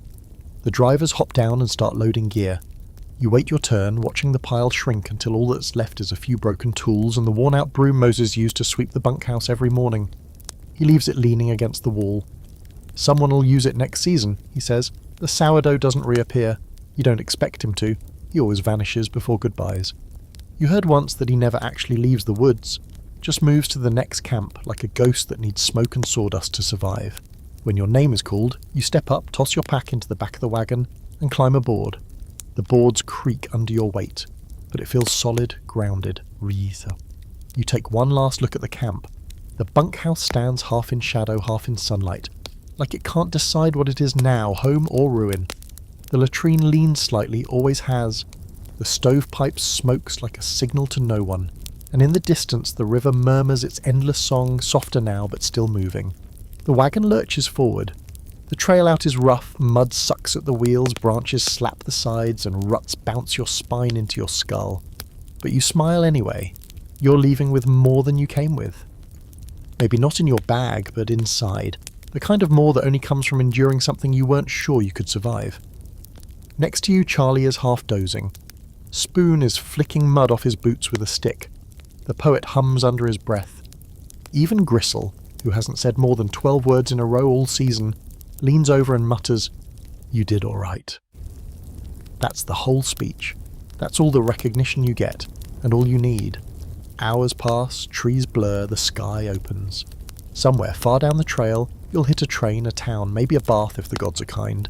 But for now, it's just the rhythm of the wagon, the ache in your legs, and the warmth of not being cold anymore. You wonder if you'll come back next season. Most say they won't. Few mean it. The forest has a way of calling, not with words, not even with memory, just a pull. A weight in the chest that tightens every time the wind moves through the pines just right. You'll go home, wherever that is. You'll dry out, sleep in a bed, eat something that doesn't come from a can. But come winter, when the roads freeze and the smoke hangs low, you might hear the call again. And if you do, you'll answer. You'll shoulder your axe, patch your flannel, tie your boots, and return to the bunkhouse where everything waits to begin again. Historical fact, many lumberjacks returned year after year, even after swearing they wouldn't. The camps became seasonal homes, offering steady if brutal work during the cold months when other jobs dried up. Some men logged for decades, moving from camp to camp like migratory workers. Fringe fact? There were rumours that certain logging camps, especially the older, more remote ones, held onto the same bunkhouses for generations, with only minor repairs. Some claimed you could feel the memories in the walls, and that too many seasons without a crew would cause the place to rot faster, as if it needed men to survive. Open debate, scholars argue about what made men return. Was it the pay? The community? The addictive thrill of the work?